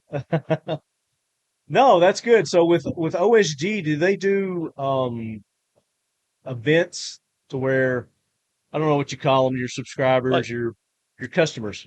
They would be your customers, right? Events for, not necessarily for our subscriber base, but more for our clients. Hmm. Like our, with gun companies and everything, we'll have Right. like what we call a round table where we bring everyone out and we've got all of our riders there. Okay. And just try everything, shoot everything, have fun, watch presentations, things So like you that. kind of bring the products to your riders and just kind of a personal hands-on and Yeah, exclusive exactly. kind of deal. Yeah. For them. And that's something that I think OSG should look on maybe expanding, doing more of Yeah. instead of like a once a year thing. Besides that, we go to all the shows and I would think that, and maybe you do that at all the other shows, but I'm sure that a lot of your TV shows are popular and they've got their own base followers and whatnot. That if you guys had something for the the actual consumer, I think to where that'd they be a can good meet idea. and greet their TV heroes or It's actually funny. writers that they like. Like when I follow some of our writing talent around SHOT Show or NRA Show, a lot of the times they'll get recognized by subscribers, and then talk to them, take pictures. And, Yeah. I think you should do an OSG con. OSG con. OSG con. I like that. Yeah. So you have a thing for the writers, for people really into some of the writers in their articles, and then for the TV personalities, people who could come out and it's a great idea and do just like like a Comic Con kind of deal. Yeah. No, I think that's There absolutely. you go, free. Boom. Take that All right, to the I'll next take that board to 'em. meeting. Man, I'm gonna get promoted. There you go. Thank Lefty for that. Yeah. Well, Brent, it's been a pleasure having you on, man. I appreciate you coming by and saying hey. Thanks for having me. And next event when you guys are actually going to be set up and whatnot, maybe we can do something. Maybe get some of your ambassadors over here, some of the TV personalities or whatnot. Sure thing. Get them. Absolutely. Name two of the top TV shows that are on the. I'd recommend. Or name them all because I know you don't want to just I can't do that. Single anybody out. But I mean, guns and ammo at the range is a very popular one, and that's a very a long running one, and it covers a bunch of products, and you actually get to see our talent who not only write but they're on TV, use the products that we're promoting, right? And they have their hands-on experience and they give their opinions, and it's What about a hunting? What about a hunting show? So many bow hunting shows. So many specifically. shows. So many. Oh, I'm trying to like just first one that comes to mind. I mean, as far as bow hunting, it's kind of interesting with our, like, we have our own hunting talent, but they'll go out and hunt with companies, and then the show will be produced, and then that show will run on our networks. Yeah. So it's not necessarily like our production. So like, I don't want to drop any names because they may not be on your network, and I don't want to put you in a precarious position. Anyway, we'll just leave it at that. Yeah. So just go check out OSG, Outdoor Sportsman Group. Yeah, if you want to find out, just go to Outdoor Channel. There you go. Outdoor Channel. That's perfect. Or Sportsman's Channel. You pick. There you go. Any last departing words for the lead heads from NRA here in Dallas? And hey, keep buying ammo, keep shooting. That's it. There you go. Buy the ammo. Buy the ammo, shoot it. I mean, it's does you no good sitting in the spam cans. Yeah, exactly. Open those spam cans. You don't want just a big paperweight like this. Exactly. I think this one's sitting right here. All right, lead heads. We are going to bring you more from the 2024 NRA here in Dallas from the Pioneer Arms Corps booth 1111153333331111. There we go. There you go. Exactly. From the lead quarters. 3, 2, 1. We're doing it. We're here. We're at the 2024 NRA here in Dallas, Texas, at the Pioneer Arms Corps booth, bringing you all the lead education from the lead quarters. This is the Talking Lead podcast. Nice. And we are talking to the Leadhead Brigade, Bill. The Leadhead Brigade. The Leadhead Brigade. All right. Tell me about it. Explain this brigade out to me. Did you catch all that? I did. There's a lot going on there, actually. Well, the brigade, the Leadhead Brigade, are avid fans and followers of the show. Nice. And they're the people that you're going to be talking to now. Our listeners, our fan base, the people who want to hear about your products, who love your products. They love guns. They love firearms. They love freedom. They love America. My kind of peeps. That's the Leadhead Brigade. Yeah, like it. Like it. So joining us is Bill Gentry with PTR. Yes, sir.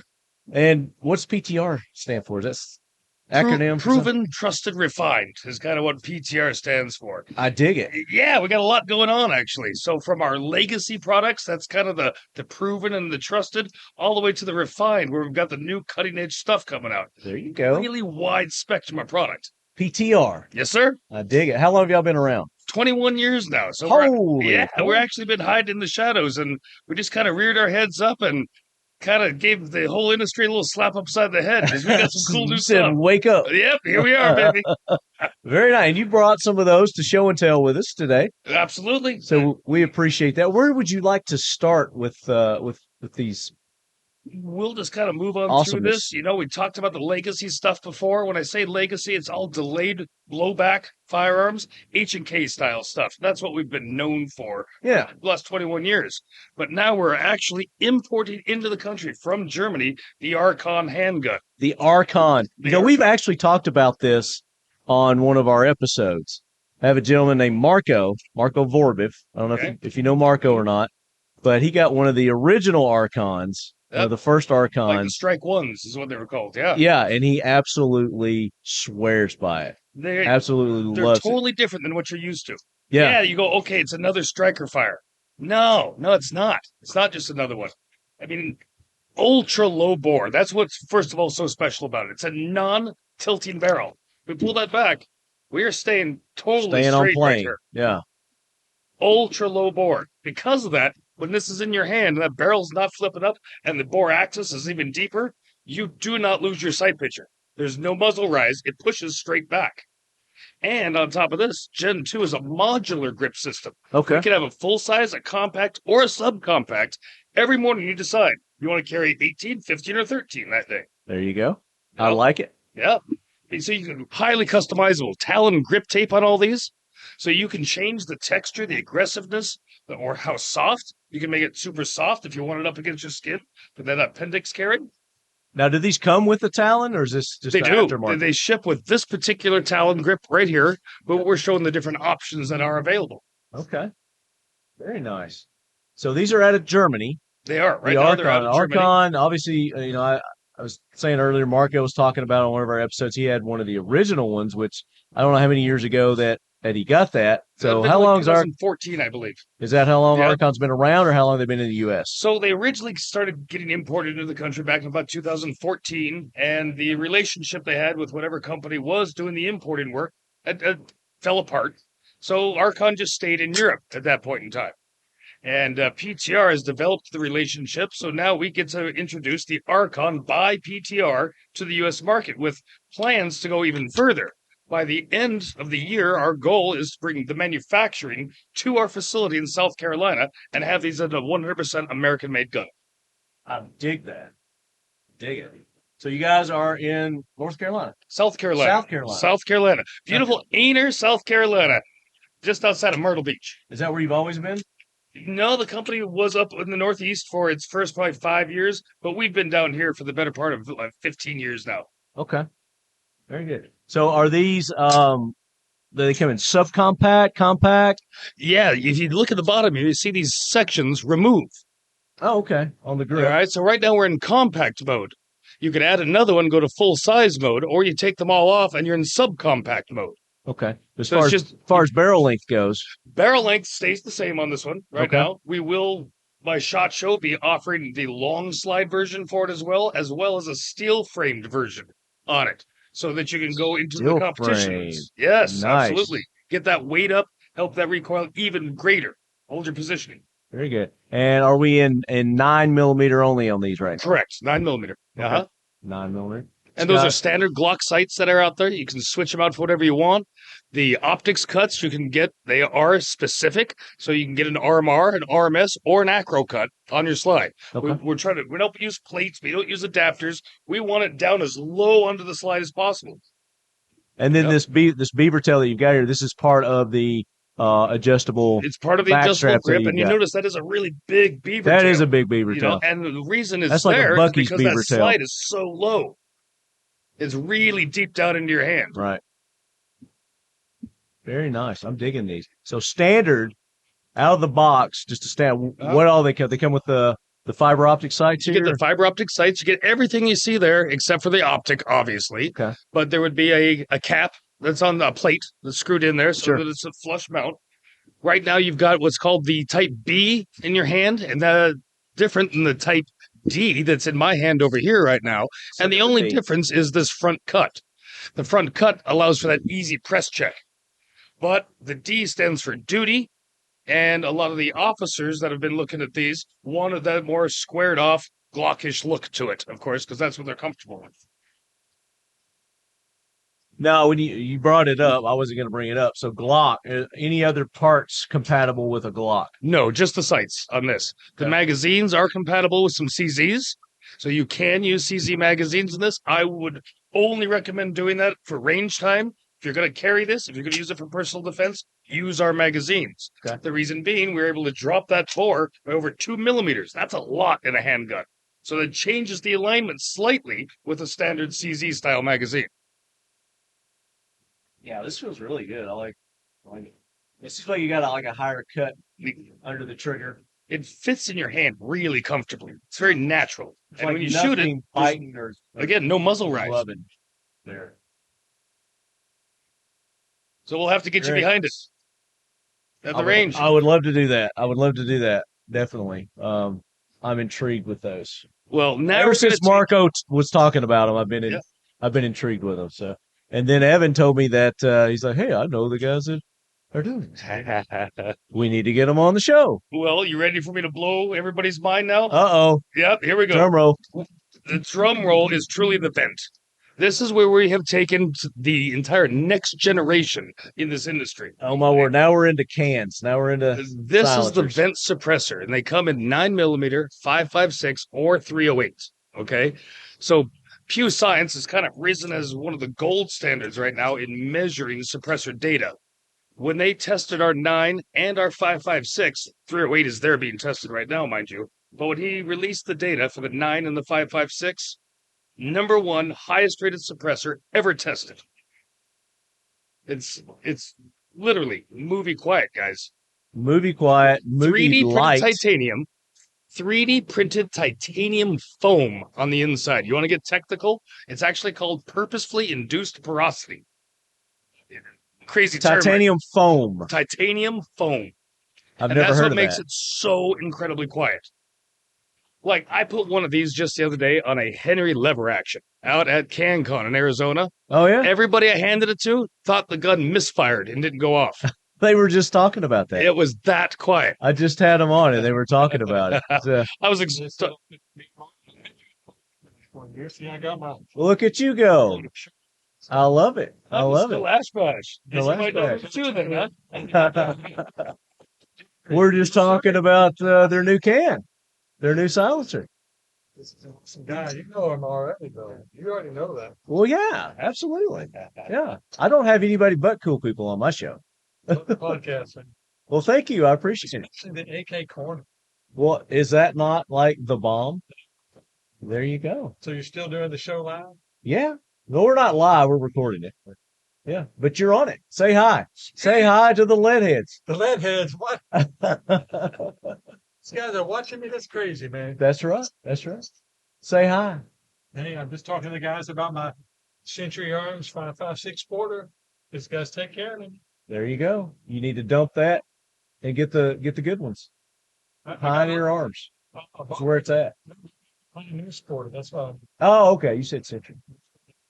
I got an old VZ58 that I shot back in 2020, I think. Nice. Sweet. I'm at 11 AKs now. Well, you need one more. People like you. You need one more. And this guy here, I bought a KP9 just because of him.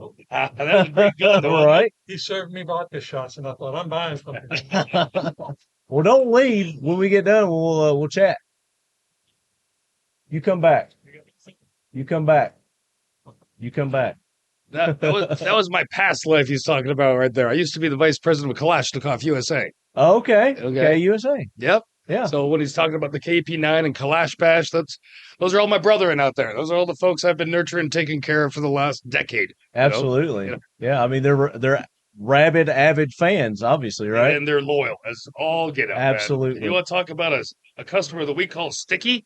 It's the AK customer. They just keep coming back, baby. There they go. Give them something quality, they're coming back. And it ain't nothing for them to walk into the middle of a show, is it?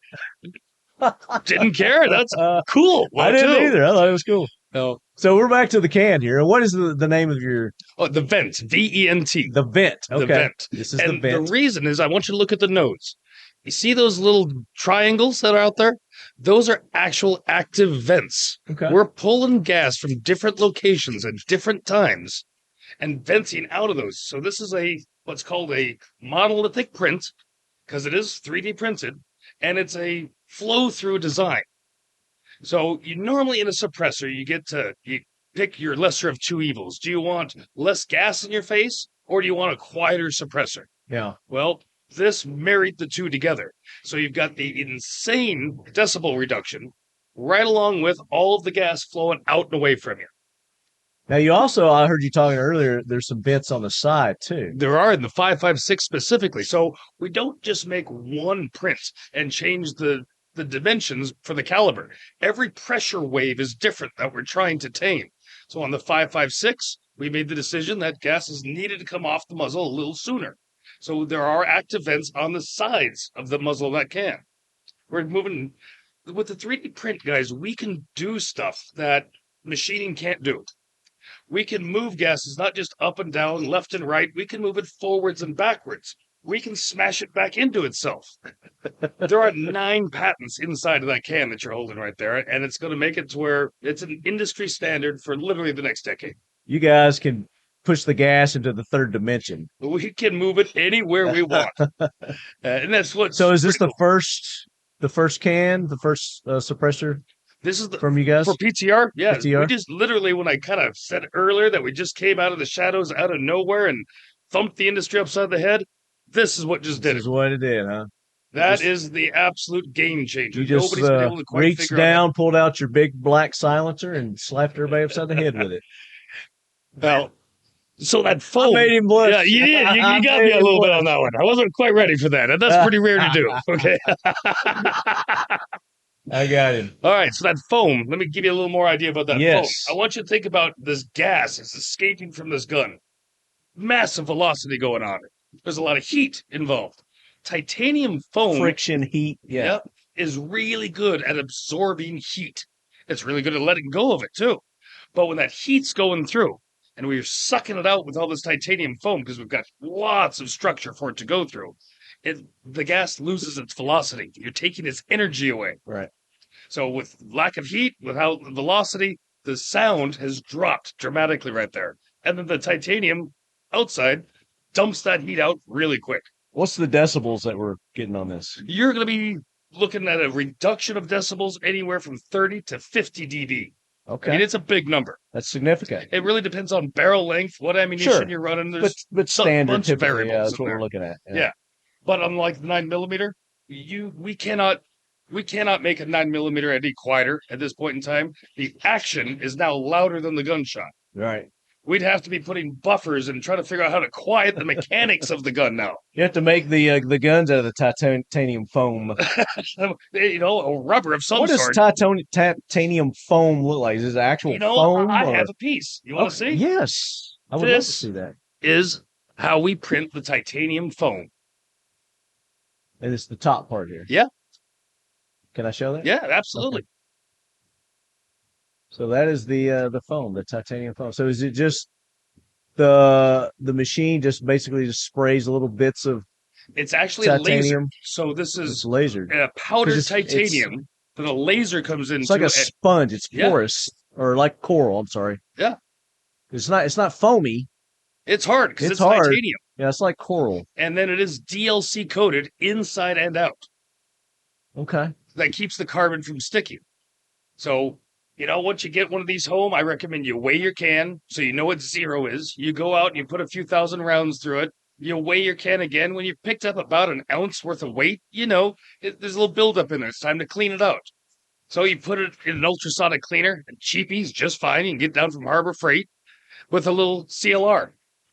15, 20 minutes later, rinse it out, let it dry, you're done. We That's like to it. use Seal 1 here, but Yeah, okay. Whatever you prefer. Seal 1. And done. Seal 1 and done. There we you go. I Haven't tried it yet. I'll hook you up. Okay. I'll introduce you. He's right over here around the corner. Yeah. Yeah, but it's that simple. Just a little ultrasonic. Yep. So yeah, that's huge. These are out now. The vent. Vent 1 and the Vent 2. And there's Vent 1, Vent 2, Vent 3 is what we call them. And they go in line with how we released our firearms. The Vent 1 is the 308 can, and that's the one that's at testing right now. Okay. The Vent 2 is the 9mm. It is available and shipping right now. The Vent 3 is the 5.56. It's available and shipping right now. Nice. And your website, they go to their local gun store. We always want you to support your local gun store whenever possible. We do offer them on our website for those folks that either don't have a local gun store or they're not currently stocking what they're looking for. So you go to PTR-US.com. We even have a dealer locator, but please support the local guys. Without them, we can't do these transfers, and you got to always take care of the mom and pop shops, man. Oh, absolutely. Yeah, absolutely. Now, your website, your social medias, where can people go and check it out? PTR-US.com is what we go by. You can simply search for code or PTR Firearms as well. That will find us everywhere. You'll see us in lots and lots of stores. Are you like at PTR Firearms on the grams, or is there like an underscore Yep. thing in there? PTR Industries is what Okay. you'll find us on a lot of the social media sites. There you go. But just PTR. Or just will go to find the us. website. You probably got links there, right? We do. Absolutely, we do. Okay. Right at the bottom of every page, you can go right to Instagram. So I or want to Facebook. touch on this before we go, because my listeners will be, emailing me and hey, talk about the rifles. Talk about your legacy. Yeah. Products too, because that's what you guys are. PTR was all built around. Right. We got a lot. Again, it fits into our AK world and AK fans. So it is a good story. 21 years ago, PTR went to the country of Portugal and they purchased the licensing rights, the tooling, the data packages, the molds, everything to the G3 platform, and they brought it to the United States. So when we're making these 308 rifles, we're not trying to make copies. It's coming off of official tooling. It's not a copy. It's not a copy. It's the real thing. McCoy. Yeah. All right. And of course, we've evolved over the years. We make a 7.62 by 39. We have our own stamp and variants that the original, we'll call them, HK, of course, doesn't do for the American market. Sure. We also have ones called the reverse stretch, one that they never made. It takes the benefits of what we call our CT, the rest of the world would call an MP5, and the KT, and blended these together. We supply those to school resource officers right now as their backpack guns. Oh, nice. I'm really proud about that. Absolutely. We made something. They said, these are our requirements. Which can you do? We made it. They tested it. They fell in love with it, and they keep reordering. And what's the size on one of those? You're down to about a 5-inch barrel on that one, but it's the full-size receiver. Like I said, what I mean by the full-size receiver, you have the KT, or we'll just right now call it the CT or the MP5. Okay. The KTs, they're a little more difficult to find the accessories that go onto the back. They're rare. Right. Whereas the MP5's got all kinds of accessories out there. And it's a slower cyclic rate on the full-size receiver versus the short, tiny KT that's moving real quick.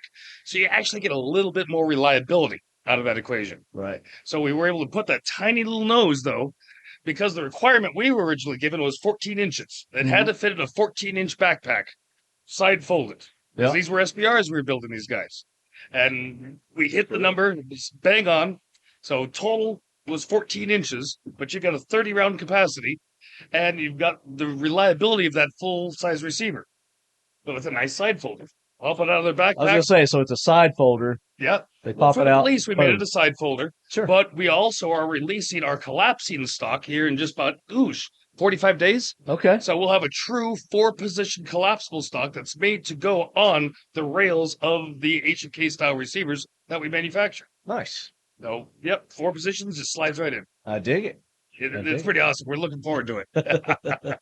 And they can go to your website and check these out It's also? all on there right now. Absolutely. Okay. Very good. So, Bill, I really appreciate you taking time to be on, and you've made my day by bringing the Archons because, like I said, I've been really wanting to get some more info on them for a long time now. We got to get a little trigger time with you now. I would love to. Yeah, I would love to do that. Maybe we get some videos to show the lead heads and. That's where it's going to blow your mind. You're like, okay, gang, he wasn't screwing around. This is the real McCoy. Well, the truth's in the pudding, right? Yeah. So, well, the old adage, put your money where your mouth is. There's our money. Put my trigger where your gun's at. Yep. So, there we go. So get out there and try it. And we'll even put one of these on one of those and blow your mind even more. Okay. Done. Okay. All right. Leadheads, more from the 2024 NRA here in Dallas, Texas, from the Pioneer Arms Corps booth, the official sponsors of the Talking Lead for NRA and the Lead Quarters. Out. Before you were saying hate. So I just can't. John's reaction to shit is just it's too much. all right, we are back. Hope you enjoyed our final episodes there, final interviews from NRA. That was some pretty cool stuff from PTR that they've got there, Bill Gentry. It was great having Brendan on, and always good to hear from Schmoe. Hey, Schmoe. And the lovely, the beautiful, the talented, the politician who doesn't lie and blow smoke up your ass, Rebecca Schmoe from Kansas, representative from Kansas. She needs to run for vice president, or maybe just president. How about president, huh?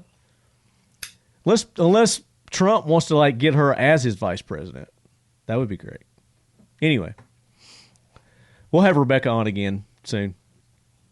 So we're back, and as promised, here it is.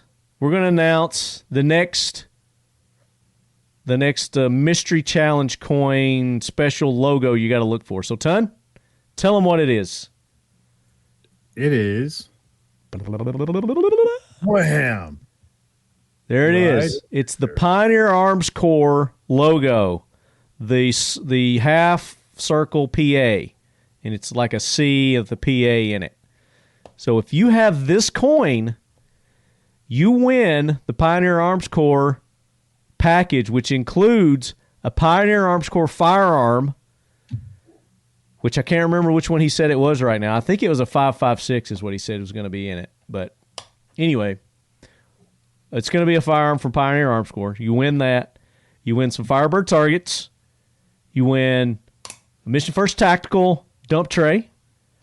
And you win. Your camera's still blurry, buddy. He was licking it. Yeah. Your dog must have licked your camera while we were taking a break. And Seal One, package from Seal One and Done for all your gun cleaning, lubrication needs. Use the Seal One CLP. It is a dry lube. You put it on, you wipe it off, and it gives you that little micro little coverage there. So it's good lube, good protectant. You can use it on wood too. I used it on all my AK wood.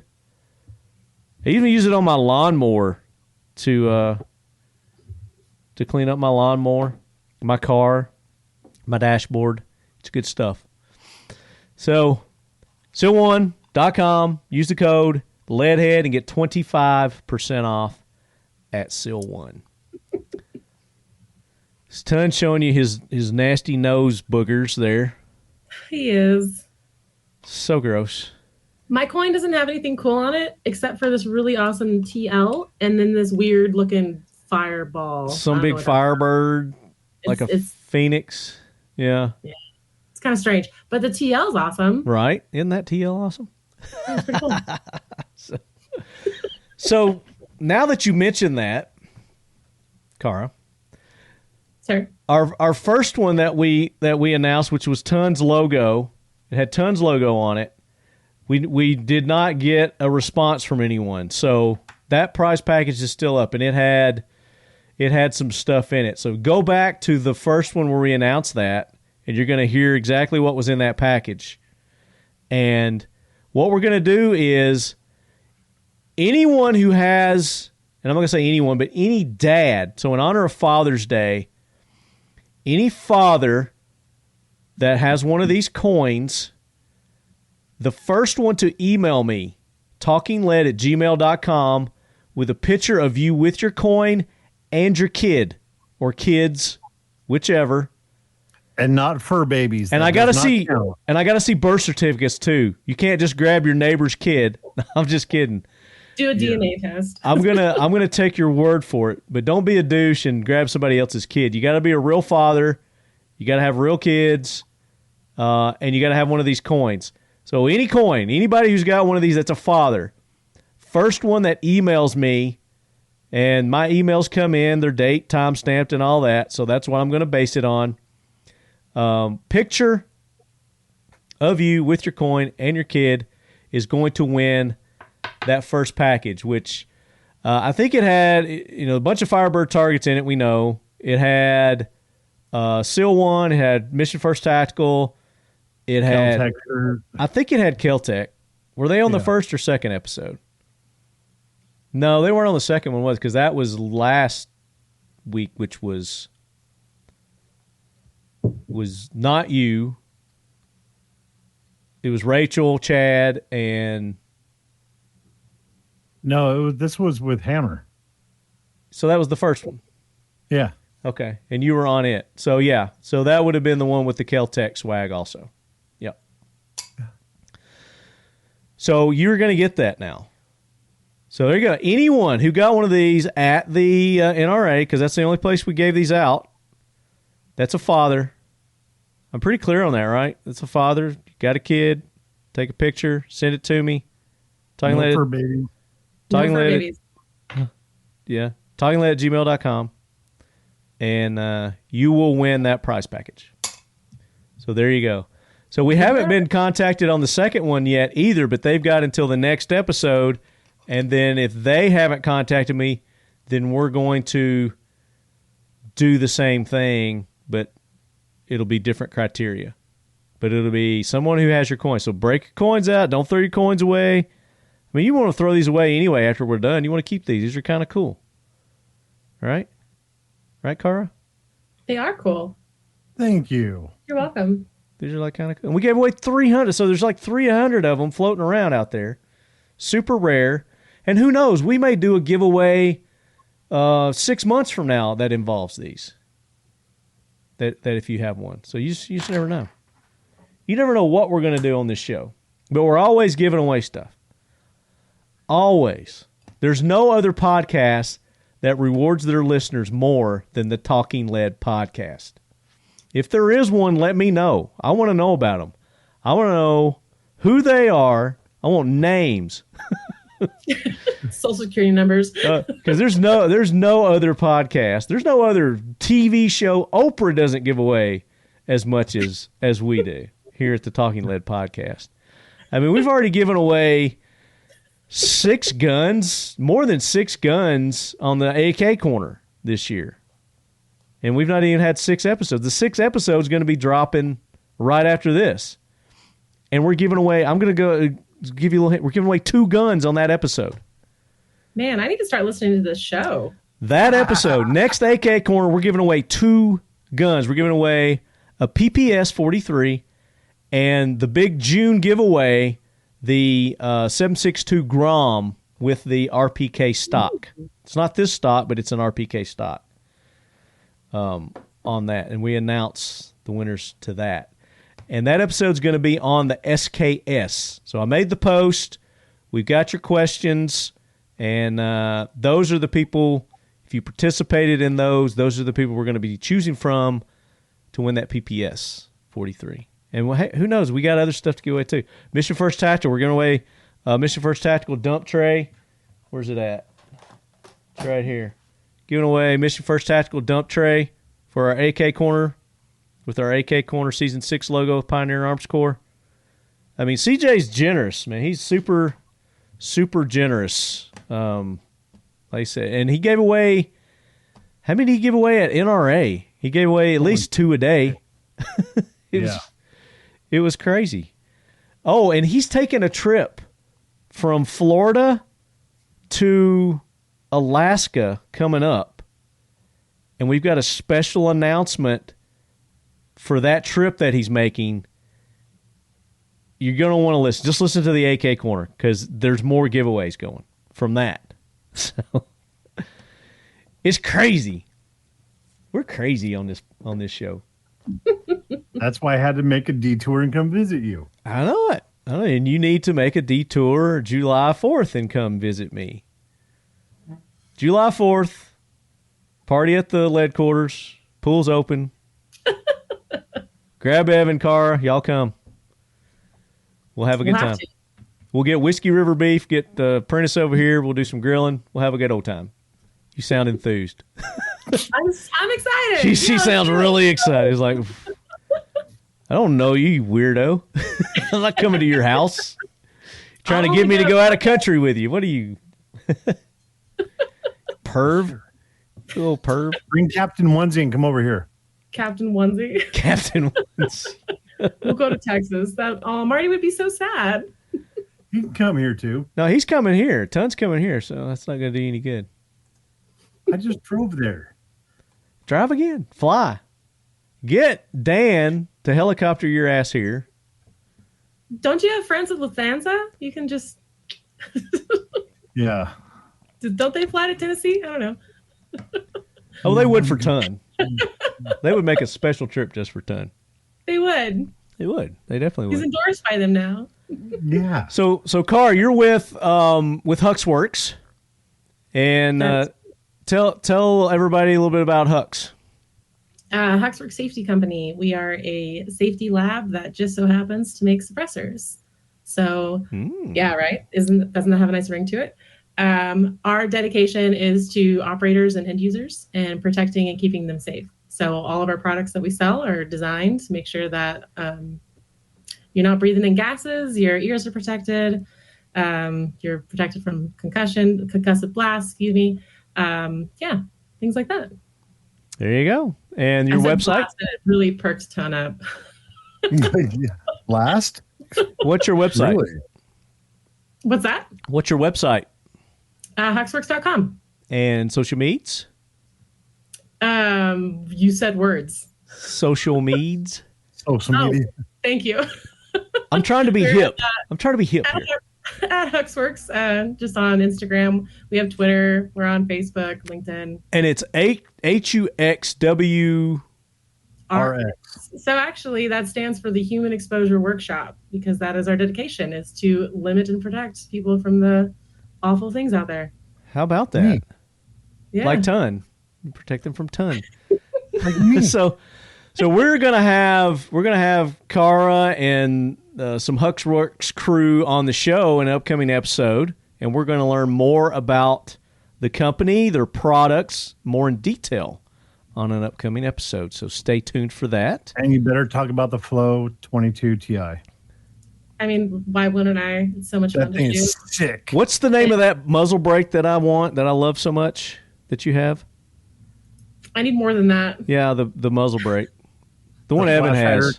QD. The muzzle brake? Well, we got muzzle brakes and we got flash hiders. I don't know which one it is. It's cool looking. It's big. The twisted one? Does it twist, or does it have little windows? I don't know. I told you I wanted like two of them. I was like, I need two of these in my life. It's probably the flash hider.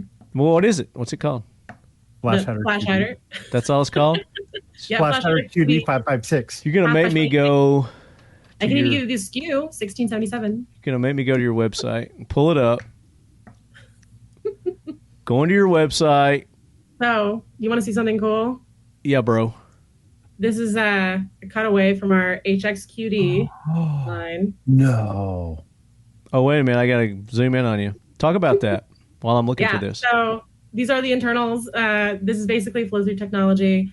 What happens is the gases are routed in and out of these chambers, and then they're redirected into the outer portion where they're forced forward and back, and then out the front here, which they're at an angle, so it helps tighten your device onto the mount, which I can't take it out right now, but it's this guy right here. So yeah. And what is it called again? This is the HXQD, which is one of our legacy suppressors. We're no longer manufacturing those. But all of our suppressors are designed, all of our flow-through suppressors have the same kind of internals with them. So I'm not seeing it on your website, the one that I want. Here, I'm going to bring up my screen.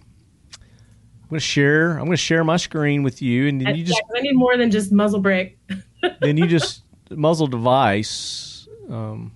It's none of these. We're not seeing anything. Yeah, we're not seeing it. Winged planet that defies known physics, discovered in outer reaches of our solar system. Oh yeah. How about now? Now we see it. Yeah. Is it the I don't have any around me. Is it the blast deflector? Yes. Okay. I think that's what it is. Yeah, go up to the top on the left under accessories, click the plus. Accessories. Yeah, accessories. And then on your left, it'll say blast deflector right there under alignment rod. So keep going to the left. Oh. Or is it your right? I don't know. I'm going down, right? On the left. There it is, the blast effector. No. Deflector. Yeah, there you go. Yes, these things. These things. Yes.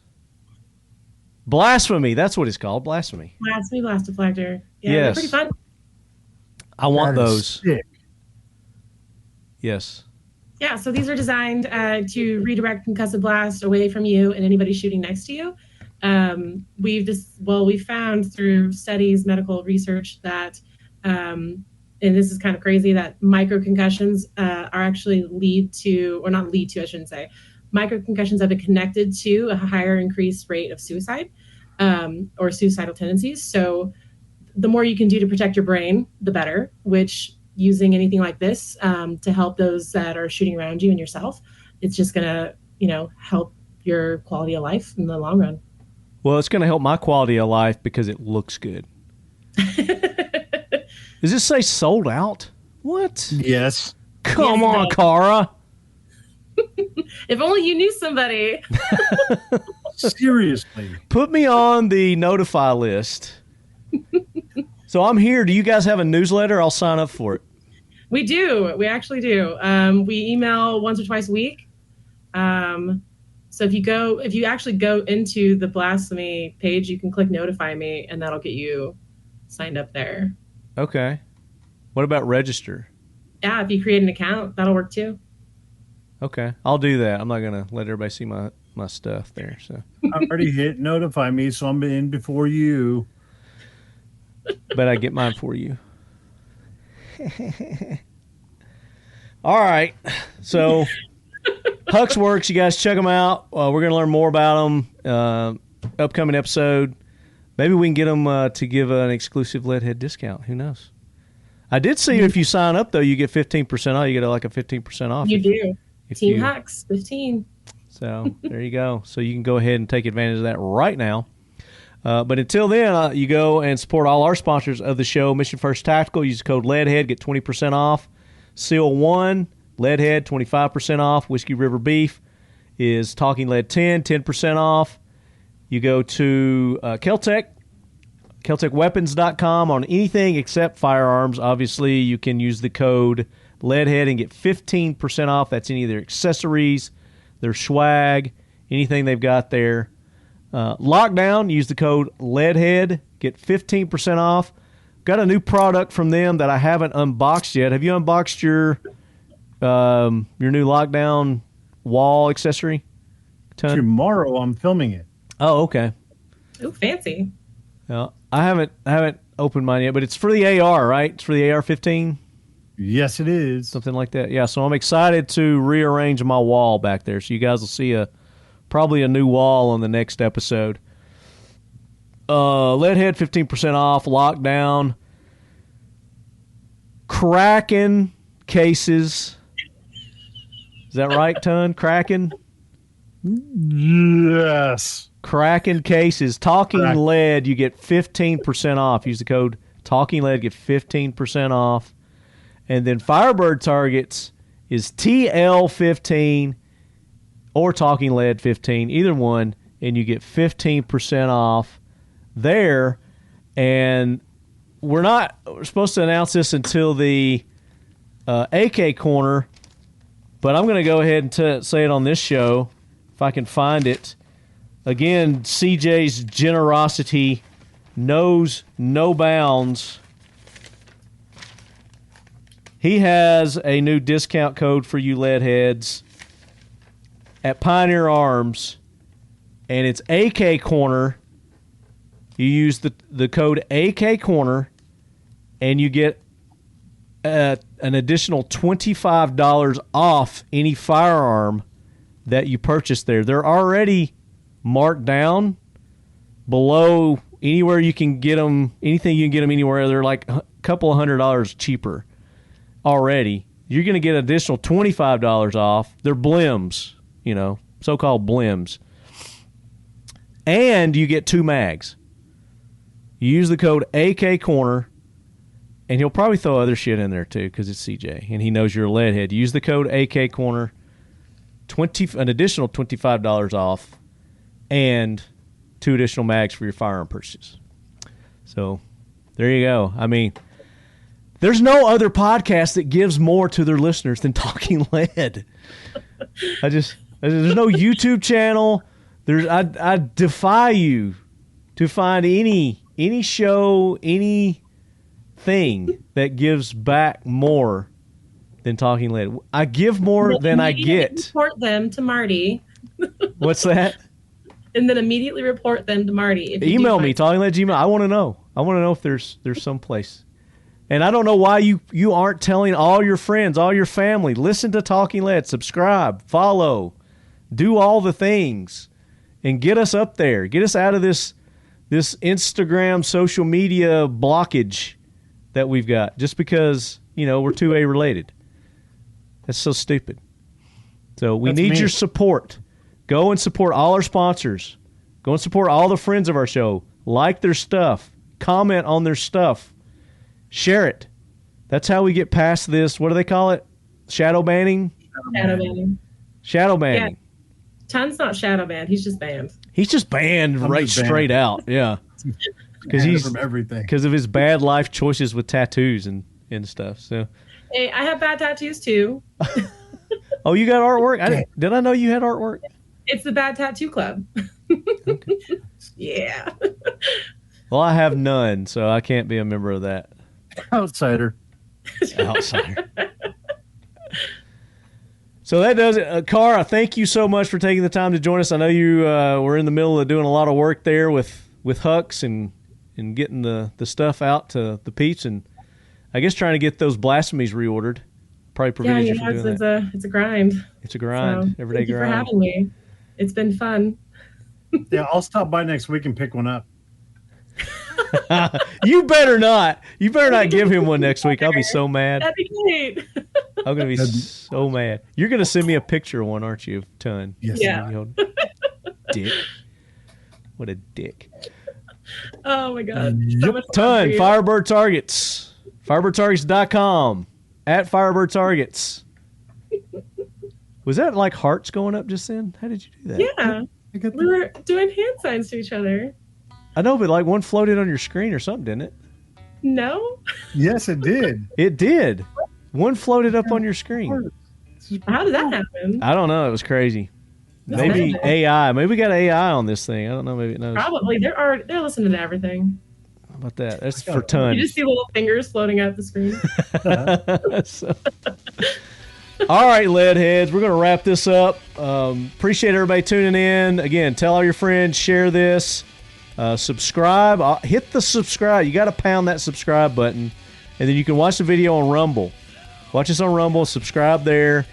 If you're not subscribed yet, maybe you don't even watch videos and you like listening, go to Rumble anyway. Create a Rumble account and subscribe. It helps. It helps us. So that's all I got to say. You guys got any parting words? I'll see you next week. So, Kara, when I sign off, I'll say, and as always, lead heads, keep your loved ones close.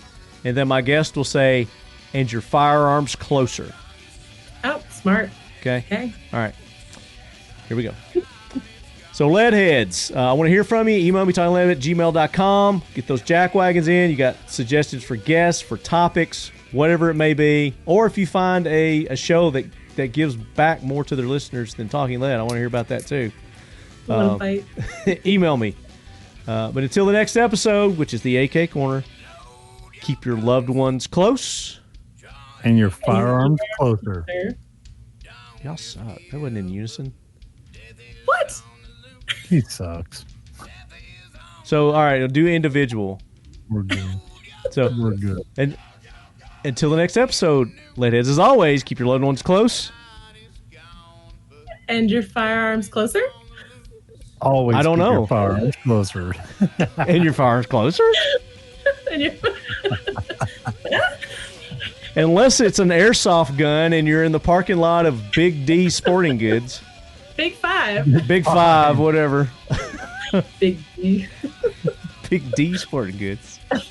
In Hateville, Georgia. In Hateville. With your Kraken case.